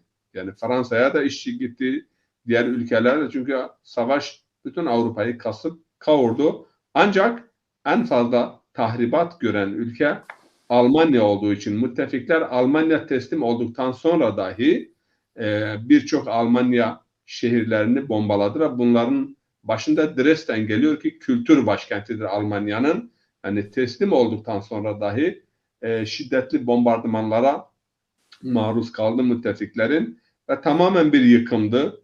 60'lı yıllardan itibaren, 50'lerin ortalarından itibaren buraya artık yabancı işçiler gelmeye başladı. Gastarbeiter diyorlar, misafir işçiler. Misafir işçiler. Zaten planlama da bu şekilde. Bunlar misafirdir. Gelip onaracak ve geri döneceklerdir. Bizim insanlarımız da yani buraya geldiği zaman aslında hazırlıksız geldiler. Ve bunlara başta kimse sahip çıkmadı. Yani dini konularda olsun. Diğer ülkelerde böyle değildi. Diğer ülkelerden gelenler, Yunanistan'dan veya eski Yugoslavya'dan, bunlar devlet denetiminde ve birçok sağlık açısından olsun, tercümanlık hizmetleri olsun veya dini hizmetler olsun veriliyordu. Ama buraya ilk Türk işçileri geldiği zaman yani ne bir hoca ne bir tercüman, devletin herhangi bir lojistik desteği yoktu. Ve sadece Türkiye'den de buraya Almanya'ya işçi gelmedi.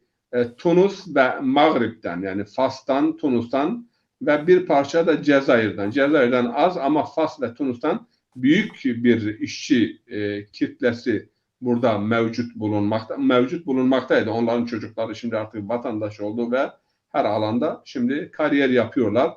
Orta Almanya'da bilhassa Frankfurt, Dortmund, Köln o yörelerde büyük kalabalık bir Tunus, Fas ve Cezayir'den gelen Müslümanlar vardır.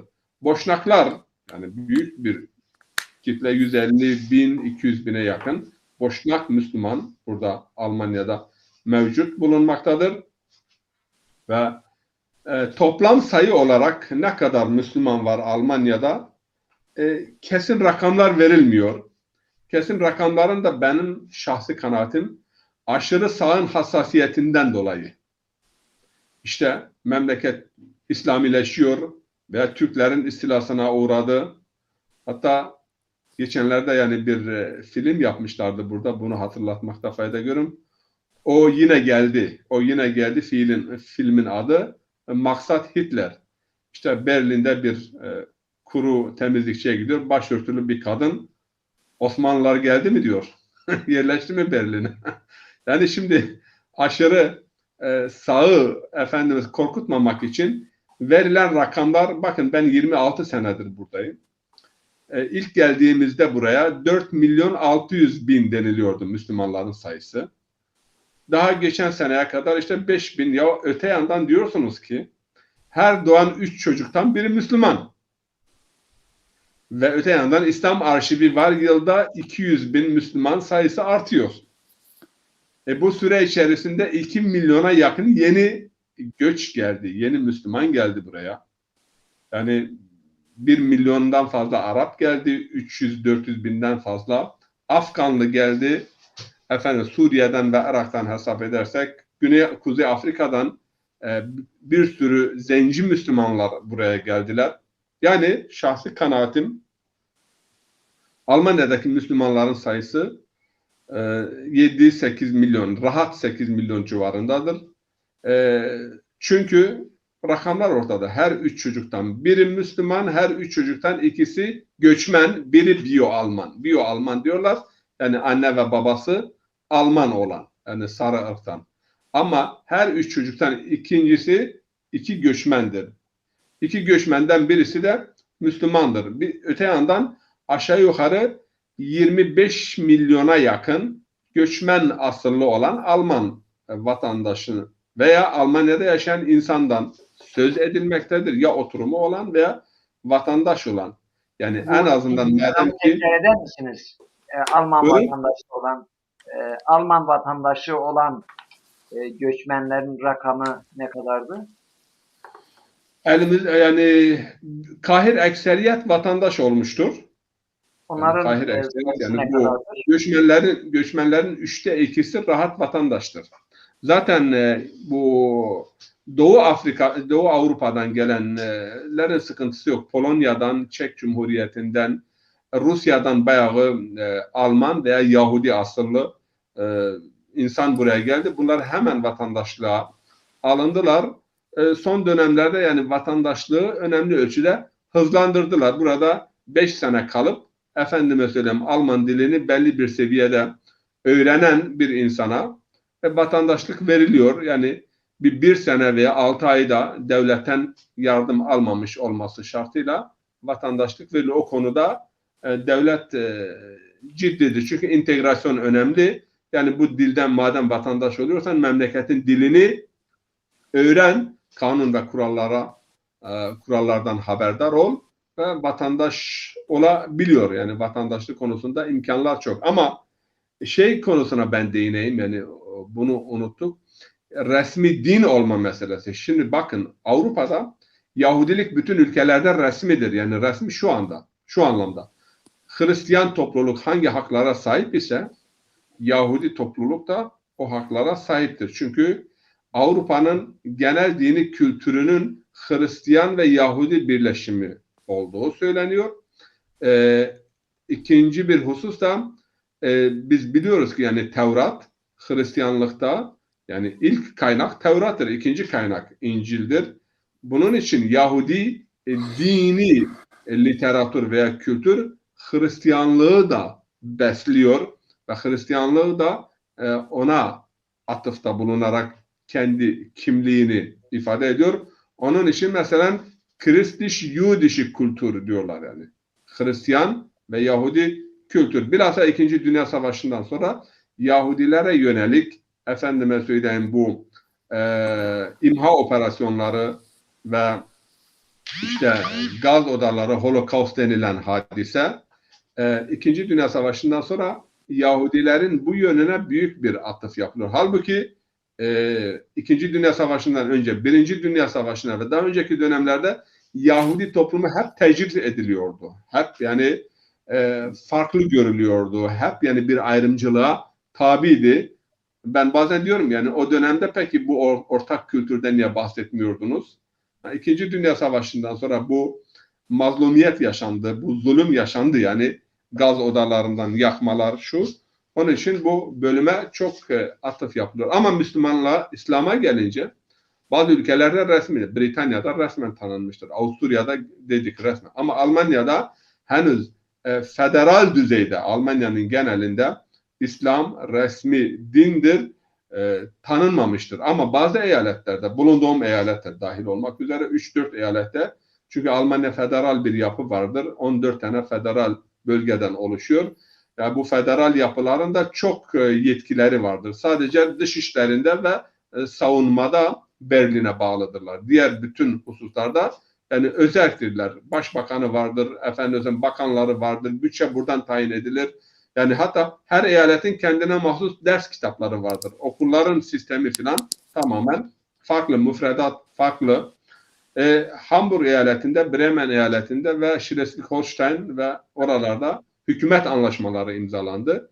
Bu hükümet anlaşmalarıyla buradaki Müslümanlar aslında hukuki olarak Hristiyan ve Yahudilerin sahip oldukları birçok hakka sahip oldular. Bu cümleden bütün Alman okullarında din dersleri veriliyor. Sadece Müslüman, Hamburg eyaletinde sadece Müslüman çocuklara da değil. Yani gayrimüslimlerin çocukları da İslam'ı öğrenir.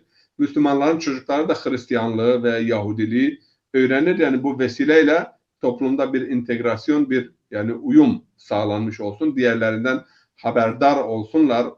Ön yargılı ol. Ya din dersi alınır. Bazen Türkiye'deki ben tartışmalara bakıyorum işte Batı ülkelerinde veya Almanya'da din dersi mecburiyeti yoktur. Bu yanlıştır.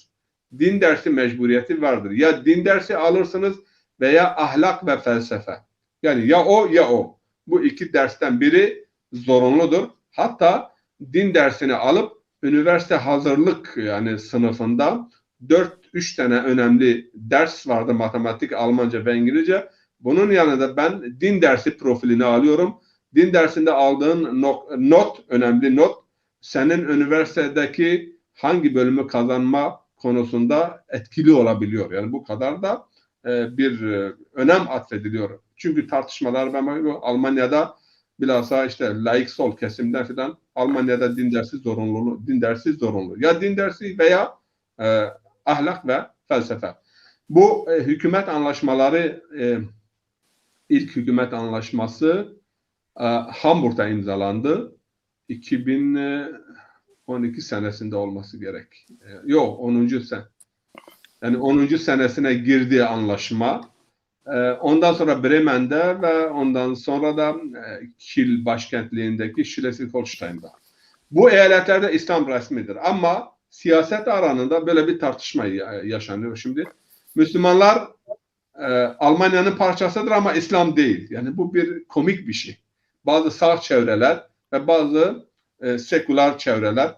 Bunu da söylemek lazım ki şey konusunda, Müslümanları kabullenme konusunda Yeşillerin ve solcuların Almanya'da emeği daha fazladır. Yani burada Almanya'da sol veya işte sosyal demokrat, sol veya Yeşiller Müslümanlara bazı noktalarda yardımcı oluyorlar. Ama Hür demokratlar ve Hristiyan demokratlar bunlar son dönemde sağın oylarını kaybetmemek için eskiden bizimle masada oturup yani hakikaten hoşbeş sohbet eden ve çok iyi niyet dileklerinde bulunan yardımcı olanlar birdenbire bakıyoruz ki farklı bir tavır sergiliyorlar.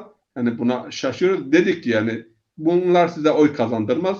Son seçimlerde de böyle oldu. Yani oy potansiyelleri yüklenmedi. Aşırı sağ habire yükseliyor ama aşırı sağın yükselmesinde Cumali hocamızın bahsettiği yabancıların ve bilhassa da Müslümanların buradaki yani kanunsuzlukları, buranın huzurunu bozmaları, burada mesela esrar eroinden tutun, kadın kaçakçılığından tutun, insan kaçakçılığından tutun ve bir sürü cürüm ve cinayet vardır ki hakikaten yabancıların oranı %20-22 civarındadır. Almanların oranı %8'dir. Yani nüfus oranına göre hesapladığımız zaman cezaevlerine biz psikolojik ve mübelli olarak şuralar tarafından insanlar gönderiliyor. Cezaevleri gençlerimizle dolmuştur. Yani gençlerimizle.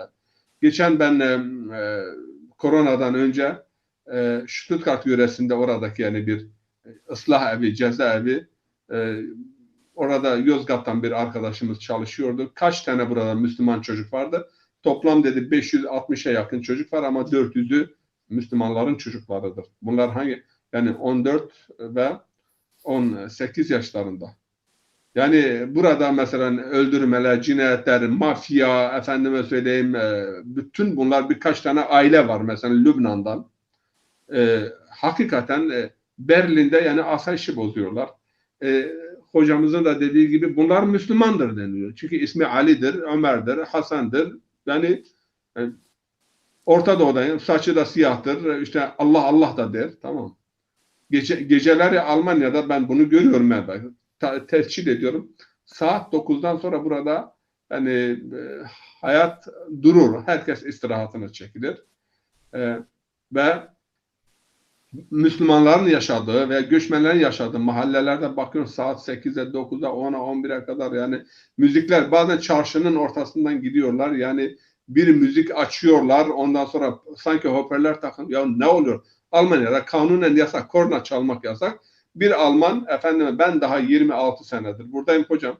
Şehir ortasında bir Almanın arabasına yani müziğe bağlayıp hoparlörden müziği dışarıya verdiğine ben tanık olmadım. Ama her gün Arap, Kürt, Türk müziğine biz çarşıda tanıklık ediyoruz. Bunlar tabii ki yok bizi kabullenmezler, yok bizi kabulleniyorlar. Yani biz geldiğimizde davul zurnayla bizi karşıladılar. Eğer yani hakikaten İslam'ın ahlakını, terbiyesini, düzenini yani ben sabah bazen mesela namazdan sonra parka gidiyorum spor. Namazdan sonra millet orada doludur. Bakıyorum bir tane Müslüman yok. Yani ahlak dediğimiz zaman yani spordan tutun ahlak dedi. Saat 9'da 10'da yatıyorlar.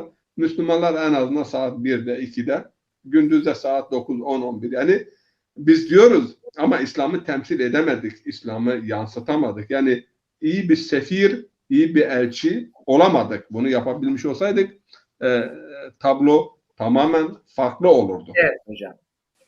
Güzel değerler, yani güzel bir elbise kime yakışırsa o giyer. Biraz Evet. pahalıdır ama giyer. Bu İslam elbisesini biz temsil edemiyoruz. Bizden alırlar herhalde. E, Böyle görünüyor.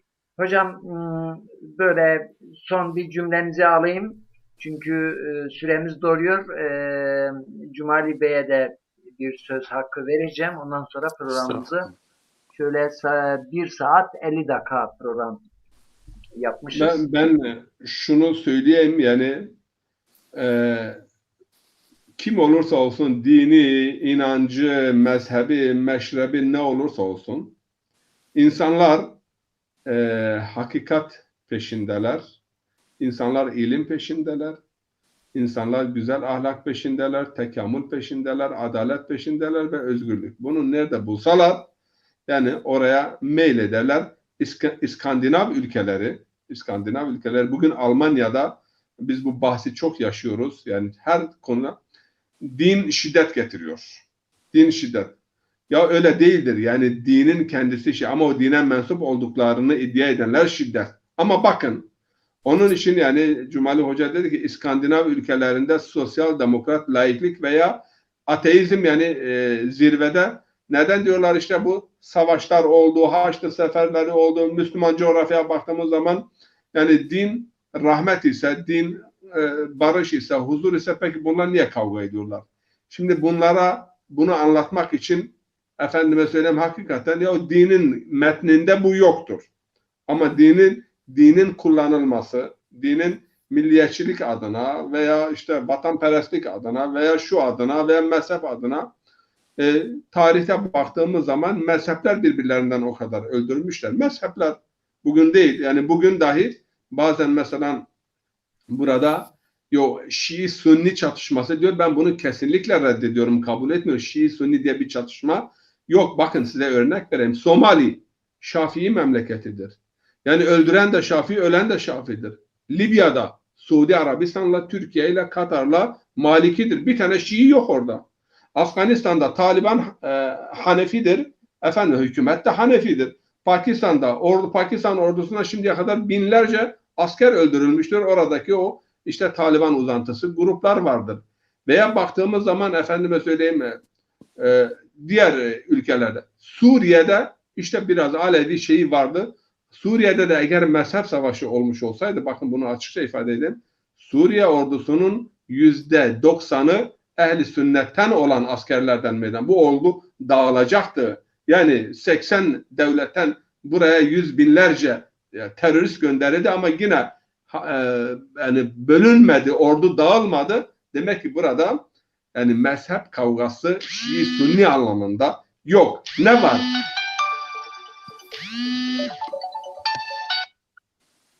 Evet, Ekstrem gruplar var. Yani aşırı gruplar var. Bu gruplarla bakın Somali'de her gün Şafii öldürülüyor. Afganistan'da her gün Hanefi öldürülüyor. Bunu bu şekilde bilmem lazım. Ama bazı cereyanlar, bazı fikirler habire ve bazı kalemler Şii-Sünni savaşı. Ya bu Sünni kimdir? Bu Daesh, bu efendim El-Kaide, bu adam kesen, ciğer yiyenler, yani bunlar Sünni midir? Haşa ve kella. Ama böyle lanse edilmeye çalışıldı. Alman hükümeti bu 6 sene içerisinde Suriye Savaşı'nı anlatırken paralı gruplar hiçbir zaman muhalefet kelimesini, paralı gruplar kelimesi kullandı ve bir listede yayınlandı. Hangi grup hangi memleketin istihbaratı adına çalışıyor? evet. Onun için yani biz İslam barış dinidir, adalet dinidir, huzur dinidir. Eğer bunu yaşatabilirsek insanlar gelir. Valla yaşatamazsak çocuklarımız elimizden gider. Bu kadar. Evet hocam. Teşekkür ederiz. Güzel sohbetin meselelere ışık tutmanız bizi aydınlattı. Çok sağ olun. Cumali Bey, şöyle bakıyorum. Böyle 5-6 dakikamız kaldı. 2 saati aşmayacağız inşallah. İnşallah. Sizden de bir hulasa isteyelim. Şimdi yani bence bir şeyi kabul etmeyen veya onun hakkında fikir beyan eden, onun böyle olmadığını söyleyen bir İslam alemi önce kendine bakmalı. Yani hani bir söz vardır, ben nerede yanlış yaptım? Yani biz mesela Kur'an'a bakarken hep geçmişteki kavimleri ve milletlerin İslam'a karşı olan tavırlarını dile getiririz. Onun üzerinden düşmanlığımızı sürdürürüz. Fakat hiçbir zaman da bugünkü Müslümanlığımızın da ilk Müslümanlarla aynı olduğu fikrini asla dile getirmiyoruz. Biz sanki o ilk Müslümanlar gibi muvahhidiz. Fakat bugünkü işte bizim Avrupa dediğimiz veya başka yer dediğimiz onlar da o asırdaki o insanlardır. Halbuki dünya çok değişti. Ne biz o günkü Müslümanlarız, ne bunlar da o günkü o adamlardır. Biz şimdi aradan mesela kaç asır, onca asır geçmiş. Geçmesine rağmen gelinen noktada birileri bir şeyi tahakkuk ettirmiş yani. Bugün mesela bir insan bir şeyi kabul etmiyorsa ilmi olarak onun önüne daha iyi bir şey çıkarır. Mesela diyelim ki örneğin bir insan BMW'yi beğenmiyor veya Mercedes'i beğenmiyor. Kendisi ondan daha güzel bir araba çıkarır, beğenmemesine de gerek kalmaz zaten. Yani bugün biz Batı standartlarında dahi yani Batı'da en kötü standart olan en aşağı standartta dahi bir standardımız yok. Yani şu anda bizim 57 ülkede hocam dedi ki Sünni ben biraz da bunda e, e, işin perde arkasında İslam alemini böyle ikiye parçalayıp gücünün ortaya çıkmaması için ister Şia olsun ister Sünni olsun bunu arkadan destekleyen bir zihniyet vardır. Ben bunun da İslami olduğuna asla inanmıyorum. Yani Ama hocam burada evet, yani şimdi yani bunu arkadan dış edenler. dış güçler desek bile bu bölgedeki yani mesela kendi iktidarlarına devam ettirebilmek için bu posta bürünen e, e, sahte Şimdi şeyler var, şimdi mensuplar var. inşallah böyle bir gün bu konuda bir şey yapacağız. Hocam çok güzel dedi. Yani sanki Somali'de öldürülen yani bu mezhepten diğeri diğer mezhepten midir? Yani Afganistan'da bilmiyorum Talibanlar adamın sakalına ip tutarken sünnet haddine gelmiş bunu şey etmeyelim, hapse koymayalım, bunu artık hapisten çıkaralım yapanlar yani bunların İslam'la ne ilgisi ne alakası vardır yani. Ama bu senelerce bizde bir Afgan Müslümanlığı, ne bileyim bir İran Müslümanlığı, ne bileyim şimdi bir Afrika Müslümanlığı, bir Arap Müslümanlığı ya kardeşim. Kur'an burada bir tabir kullanacağım. Hani Kur'an'da insanın yaratılışıyla ilgili ayet vardır. Safha safha anlatıyor. Diyor ki işte bir pıhtı, bir kan, sonra pıhtı oldu, sonra bir et, sonra kemiğe bölündü. Halkı aher der. Bütün peygamberler de neşet ettiği toplumda o halkı ahire kadar onlar da o toplumun içinde. Fakat ondan sonra peygamberlerde bir halkı ahir meydana gelir. Onlar artık donanımlarıyla biz de şimdi Müslümanlar olarak bir halkı ahire gitmediğimiz müddetçe yani şu kanla şu pıhtıyla biraz da kemik haline gelmiş halimizle vereceğimiz bir şey yok. Bir halkı ahir olacak fe tebarakallahu ahsenul halikin. O zaman bizim kendimizi anlatmamıza da gerek yok.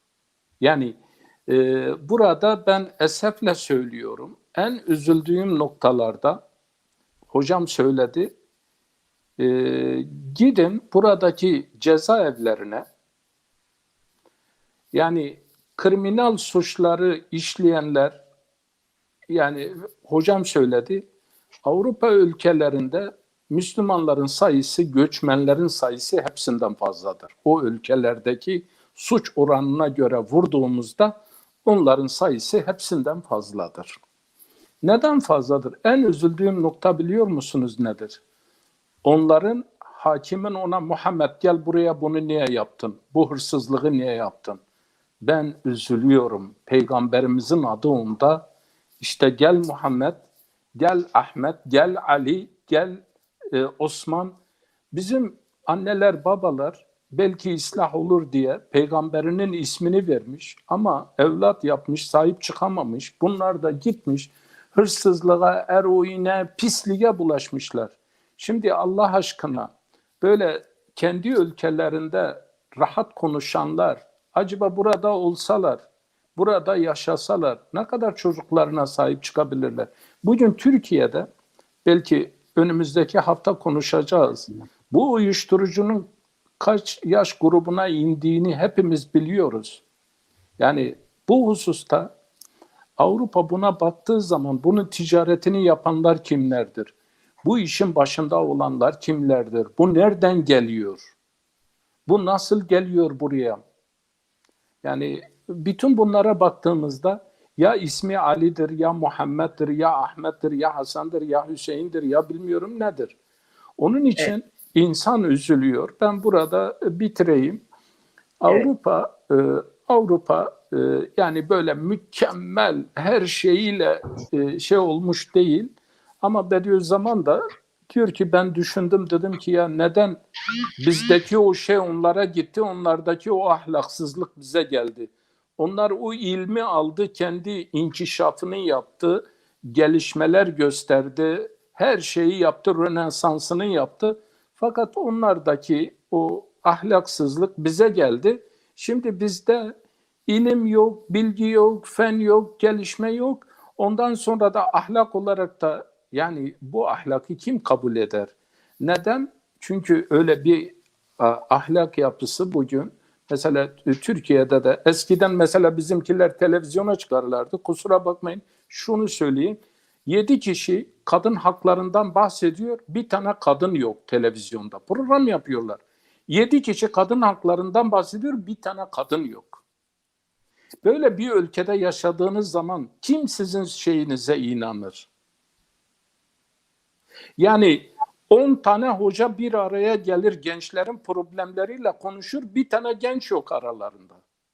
Soru soracak bir tane genç yok. Biz bize yapıyoruz. Batı'da öyle değil. Otururlar onunla, hocam bilir mesela gençlerle ilgilenme kurum ve kuruluşları vardır. Adamlar nasıl geliyor, onlarla nasıl oturuyor, onları nasıl karşısına alıyor, öyle olmasına rağmen bunları nasıl topluma kazandırırız? Fakat bizde öyle değil. Hocalar da bir araya gelse, gençlerin sorunları da konuşsalar bir tane genç bulamazsın. 10 tane adam gelir, kadın haklarından bahseder, bir tane kadın yoktur. Evet. İşin toplumda öyle. Maalesef biz bu konulara inşallah ileride de değineceğiz. Yoksa bizim derdimiz birini yüceltmek, birini yere vurmak değil. Sadece şu noktayı söyleyeyim. Ben buradan diyelim ki Türkiye'ye geleceğim, havaalanına gideceğim. Ama havaalanına gitmek için ben trenle gideceğim. Tek bir basit bir örnek vereceğim hukuk açısından.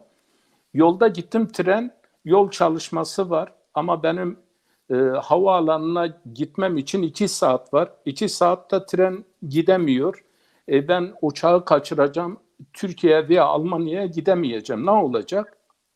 Siz aynı şeyi Bingöl'den İstanbul'a, Ankara'ya düşünün. Yani aklınızda düşünün. Veya Bağdat'tan başka bir şehre veya Suudi Arabistan'da kentinden bir başka kente. Orada konduktöre gidiyorsun. Diyorsun ki benim uçağım var işte bu şeyde. Adam diyor ki yani bu isterse sivil ulaşım olsun, isterse devlet ulaşım olsun.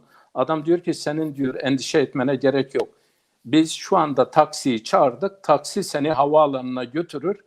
Ya ben biletimi Türkiye'de 10 yere de göstersem hiçbir işe yaramıyor. Kimsenin derdine bakacak. O işi ona atacak, o işi ona atacak. Onun için böyle yerlerde hayatın kalitesi yüksektir. İnsanların her yönüyle şeyine değer verilir. Burada siz mesela bileti otobüste birine göndersen bizim firma öyle bir şeye bakmaz. Trende aynı şey. Onun için biz önce daha ana yasalarını yapamamış ülkeler vardır. Daha ana yasalarını yapamamış ülkeler var. Şimdiden diyorlar biz işte yeni bir ana yasa yapacağız, her şeyi içine koyacağız. Şimdiye kadar yapmadık ama şimdi yapacağız. Bakalım yapmalı nasıl olur? Rabbim Yani inşallah iyisin. Türkiye'de bütün partiler darbelere Evet. karşıdır. Herkes Kenan Evren'i yerin dibine sokuyor ama Kenan bütün Evren'i arıyoruz. gelen Kenan Evren'in çıkardığı darbe anayasasıyla şu anda kaç senedir? 1980, 2020, 20 senedir, 19 senedir 82 anayasa. Hocam konuşacak, ben kusura bakmayın. Kenan Evren öldükten sonra söz ettiler. Kenan Evren Evet. hayattayken kimse Evet. ona şey edemedi yani, ama öldükten Evet. sonra. Buyurun hocam, bir şey söyleyeceksiniz. Bir anekdotla bir konuya ışık tutacağım. Şimdi Evet. bir şair Şümer vardı Irak'ta. Evet. Şair Şümer'e bir yaşlı kadın geliyor, diyor şair benim kocam ölmüş. 3 tane de benim evde kızım var. Kızlar fazla güzel değil. Ama bir tane de güzel devem var. Sen bu güzel olmayan kızlarım için diyor bazı şiirler söyle, bir şeyler söyle, ün yapsınlar ki bunları evlendireyim. Evlendirdiğim zaman deveyi sana veririm. Şair Şümer diyor, okey tamam. Ve bu kızların hünerleri hakkında, erdemi hakkında, güzelliği hakkında söylüyor. Bir ay içerisinde 3 kızı da evlendiriyor. Sonra şaire diyorlar ki, şimdi ne oldu? Neden, nasıl sen bunları yani evlendirdin? Halbuki öyle güzelliği falan yok. Evde kalmış yani. Şair diyor ki, Arap diyor, kelama bakar. Yani kulağına ne gelmişse üzerinde aklını kullanmaz. Şimdi bu mezhep tartışmaları konusunda bakın ben bir iki istatistik vereyim. Çünkü biraz önce bir hoca kardeşimiz de orada yazmış. Yani mezhep kavgaları arkasında Yahudiler şunlar var. Bakın. Diyor ki hocam size saygı ve selamlarım vardı. Mezhepler çatışması Yahudilerin oyundur. Mezhep çatışması kendilerine içten destek sağlıyorlar falan filan. Böyle. Ya arkadaşım yani her şeyi Yahudilerin boynuna atmanın da çok ucuz bir siyaset olduğu kanaatindeyim. Bakın Cezayir'den ilginçtir. Yani söylüyoruz ve aynı şeye oyuna da geliyoruz. Bakın hocam Cezayir'de 5-6 sene 300 bine yakın insan öldürüldü. Öyle değil mi? Evet. Cezayir Maliki değil miydi? Evet. Ama oraya 65'ten sonra 68 öğrenci hareketlerinden sonra Fas, Tunus, Cezayir, Suudi Arabistan'dan alim istediler ve bu Vahabi zihniyetler gittiler orada tekfir 300 bin insan orada öldürüldü. Kardeşim Cezayir'de bir Şii var mıydı? Yok. Gelelim Mısır'a. Mısır'da Mursi hareketi devrildi. Mursi'yi kim devirdi? Selefiler devirdiler. Parayı Selefiler verdiler. İhvanül Müslümin'in anasını ağlattılar. Orada bir Şii var mıydı? Yok. Libya'da kimler? Bir taraftan Katar, Türkiye, diğer taraftan Suudi Arabistan, İmarat. Orada yani Kaddafi'nin devrilmesinde de kim devirdi? NATO devirdi, Türkiye gitti, destek verdiler. Ya orada bir Şii var mı? Yok. Bu mezhepler kavgası. Niçin diyorum? Kelamoloji televizyonda dinliyorlar ya ama bir üzerinde düşünmüyorlar. Acaba böyle mi? Çünkü işte CNN'dir, Habertürk'tür. 3 sene, 4 sene, 5 sene mezhep kavgası. Kimse bir sormuyor kendisine. Ya bu Libya halkının mezhebi nedir? Hepsi Malikidir. Bu Mısır halkının mezhebine çoğunluk Şafii'dir. Bir azınlık da orada Maliki vardır. Somali'nin tümü Şafii'dir. Afganistan'ın Kahir ekseriyeti Hanefidir. Hanefi ile çatışıyor. Yani bu mezhep kavgası bir şey olmuş. Ama insanlar aynı şair Şimmer'in hikayesi gibi. Yani işitiyorlar bir şeyler ama üzerinde bir tefekkür ediliyor. Nerede bu mezhep kavgası? Yani DAEŞ çıktı Irak'ta, bakın. Son size bir istatistik vereyim. Almanya'da yayınlanan bir istatistik. DAEŞ, El-Kaide, En-Nusra, bu sürü yani mezhep adına. Bunların öldürdüklerinin %90'ı Müslüman ve bu %90 Müslümanın da öldürülenin %70'i ehli sünnettendir. Hangi mezhep kavgası kardeşim? Hangi mezhep kavgasına mezhep? Bir grup tekfiri, bir grup selefi, bir grup Vahabi. Bunlar Amerika nerede cihad yapılması gerekir, nerede efendime söyleyeyim yönlendirdiler. Bunlar Hanefi de öldürdüler, Şafii de öldürdüler, Maliki de öldürdüler ve her gün, daha bugün Mogadishu'da bomba patladı. Yine onlarca kişi öldü. Kim yapıyor bunu? Somali, sen Cumali hocam İsveç'ten büyük bir Somali efendime söyleyeyim yoğunluk vardır, yani nüfus vardır ve çok da muhteremdirler ama yani bu terör grupları, Eşşebab'dır, şudur budur, bunların hepsinin kimler tarafından finanse edildiğini Muhammed Bin Selman geçenlerde Amerika'da televizyona açıkça konuştu. Arkadaş, siz bu gruplara niye destek veriyorsunuz? Niye? Afganistan'da tutun Somali'ye kadar. Amerika bizden bunu istedi de biz bunun için yaptık. Şimdi de terör listesini, bak bir gecede Suriye'de, Irak'ta, Somali'de mücahitler bir gece hepsi terörist oldu. Ya biraz aklımızı başımıza alalım. Biraz efendime söyleyeyim yani tefekkür edinelim. Böyle yüzeysel olmayalım. Öte yandan diyor ki yani Müslümanın ferasetinden korkun, Allah'ın nuruyla bakıyor. Ya nerede Allah'ın nuru? Bir bakın. Yani nerede? Hangi mezheple kavga ediyor? Ve diğer taraftan DAEŞ, El-Kaide, şunlar bunlar, yani bunlar hangi mezhebi temsil ediyor? Yani cami içerisinde Kur'an tefsiri üzerinde gidip Molla Ramazan El-Buti gibi, yani İslam aleminin önde gelen, alemini öldüren minberde, mihrapta mezarları kazan, ciğer yiyen, ya bunlar hangi mezhebi temsil ediyor? Terör örgütlerin ismi mezhep olmuş. Öldürdüklerinin %90'ı, bakın, öldürdüklerinin %90'ı Müslüman ve Müslümanlardan da öldürdüklerinin %70'i ehli sünnettir bunlar. Hocam burada bir sizin sözünüze yani terör örgütlerinin, istihbarat örgütlerinin ismi mezhep olmuş. Mezhep koymuşlar. Yani bunu anlamayacak da ne var? Yani bugünkü Orta Doğu'daki terör örgütlerinin ve istihbarat örgütlerinin ismi mezheptir.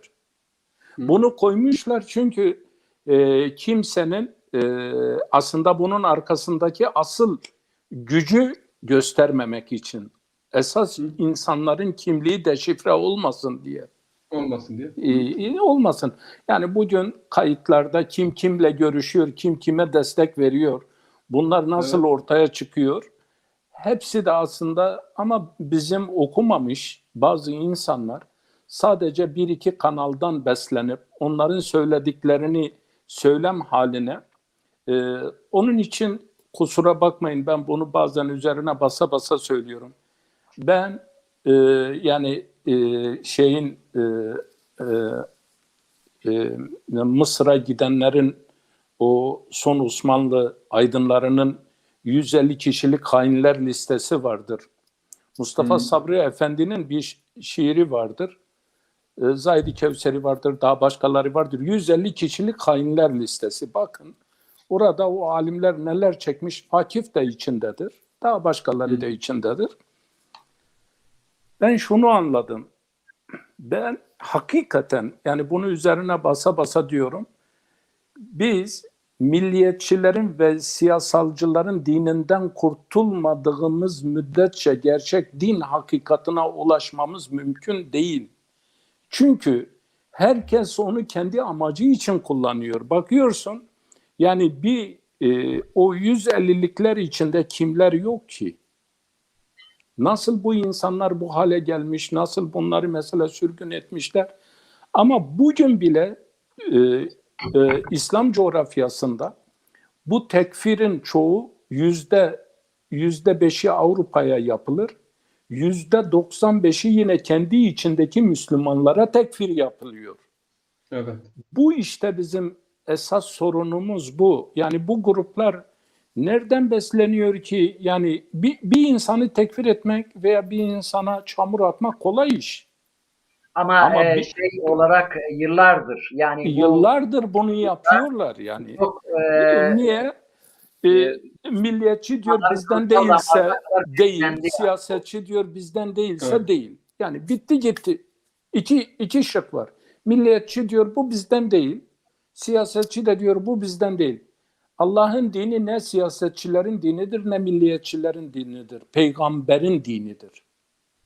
Onun için eğer hakiki bir manada insanlar dini düşünüyorlarsa ben Ahmet'ten Mehmet'ten değil. Bugün kaynaklar ortada, Kur'an da ortada, hadis de ortada, din ortada yani. Buyurun buna baksınlar.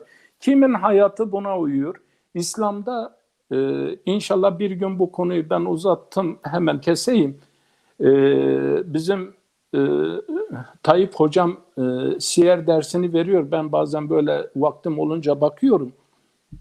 Siyer felsefesinde acaba 23 senede kaç tane Müslüman ölmüş, kaç tane karşı cepheden insan ölmüş? Bunun bir istatistiğini verebiliriz.